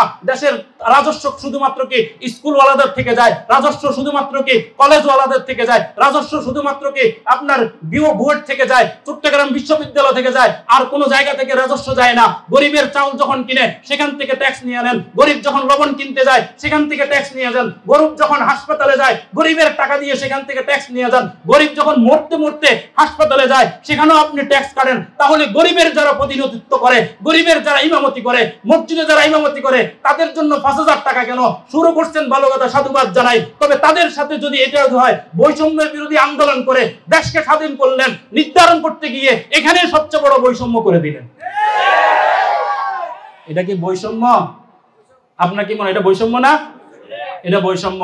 আমার গরিবের ট্যাক্সের টাকা দিয়ে যদি ডাক্তারের বেতন চলতে পারে, আমার গরিবের ট্যাক্সের টাকা দিয়ে যদি কলেজ ভার্সিটি শিক্ষকদের বেতন চলতে পারে, আমার গরিবের ট্যাক্সের টাকা দিয়ে যদি মন্ত্রীরা গাড়িতে ঘুরতে পারে, আমার গরিবের ট্যাক্সের টাকা দিয়ে যদি এমপি মন্ত্রীরা বিলাসী জিন্দেগি যাপন করতে পারে, তাহলে যারা সমাজের ইমাম মুয়াজ্জিন আছে, তাদেরকে কেন সরকারের পক্ষ থেকে সম্মানজনক ন্যায্য ভাতা দেওয়া হবে না? আল্লাহ পাক ছোট্ট একটা কথা বলি, শেষ করে দিই, 2 মিনিট আছে। ছোট্ট একটা কথা বলি, শুনবেন? এই যে যখন আপনার সরকার পতন হইল, ভারতের সাথে আমাদের একটু দূরত্ব হয়েছে না? ভিসা দেয়া বন্ধ করে দিছে। কি দেয়া বন্ধ করে দিছে? আপনারা পত্র পত্রিকা যারা পড়ছেন দেখছেন, চিকিৎসার জন্য আমাদের দেশে হাহাকার লেগে গেছে।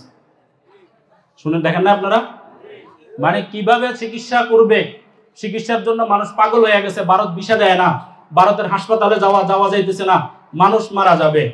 আচ্ছা, ভারত যদি আমাদেরকে চিকিৎসার ভিসা না দেওয়ার কারণে আমাদের দেশের মানুষ মারা যায়, আমার ছোট্ট একটা প্রশ্ন, যারা এতদিন পত্র পত্রিকায় বারবার লেখো মাদ্রাসাগুলো দেশের বোঝা, উলামায়ে কেরাম দেশের বোঝা, তারা দেশের জন্য কি অবদান রাখছে, তাদের কি অবদান আপনারা শুনলে অবাক হইবেন। 24-25 যে শিক্ষাবর্ষ, এই শিক্ষাবর্ষে শুধুমাত্র আমাদের শিক্ষা খাতে 94,710 কোটি টাকা বরাদ্দ দেওয়া হয়েছে।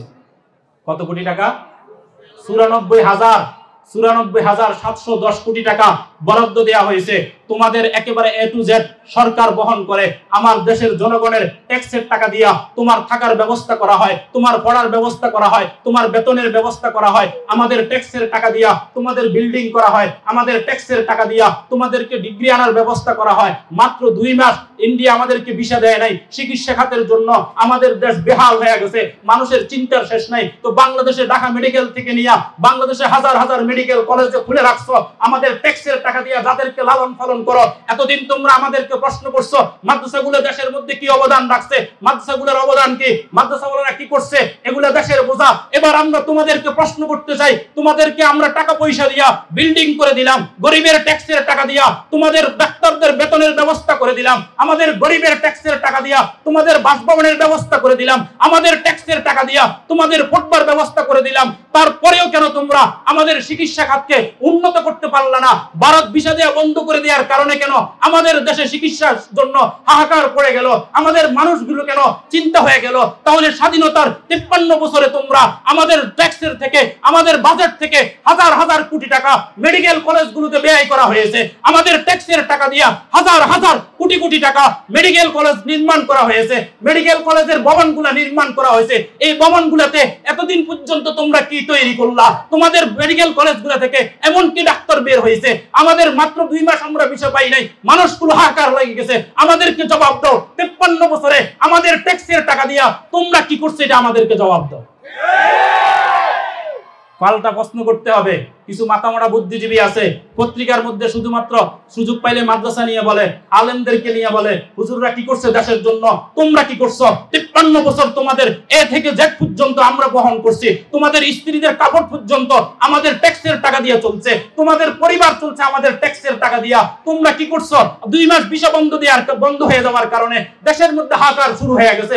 মানুষ চিকিৎসার জন্য কোথায় যাবে? তাহলে এতগুলো মেডিকেল কলেজ এই 53 বছর বাংলাদেশে করলোটা কি? কি করছে এতদিন পর্যন্ত? একজন হইতে পারে। মানুষ এভাবে অস্থির হয়ে যায় কেন?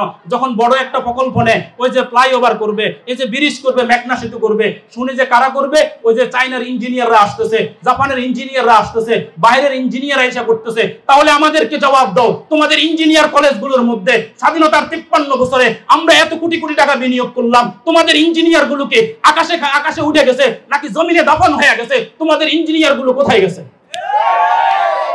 জাপান থেকে ইঞ্জিনিয়ার আনলে তাদেরকে টাকা দিতে হয় না? আমাদের রিজার্ভ কমে না? চায়নাওয়ালাদেরকে দিতে গেলে আমাদের রিজার্ভ কমে না?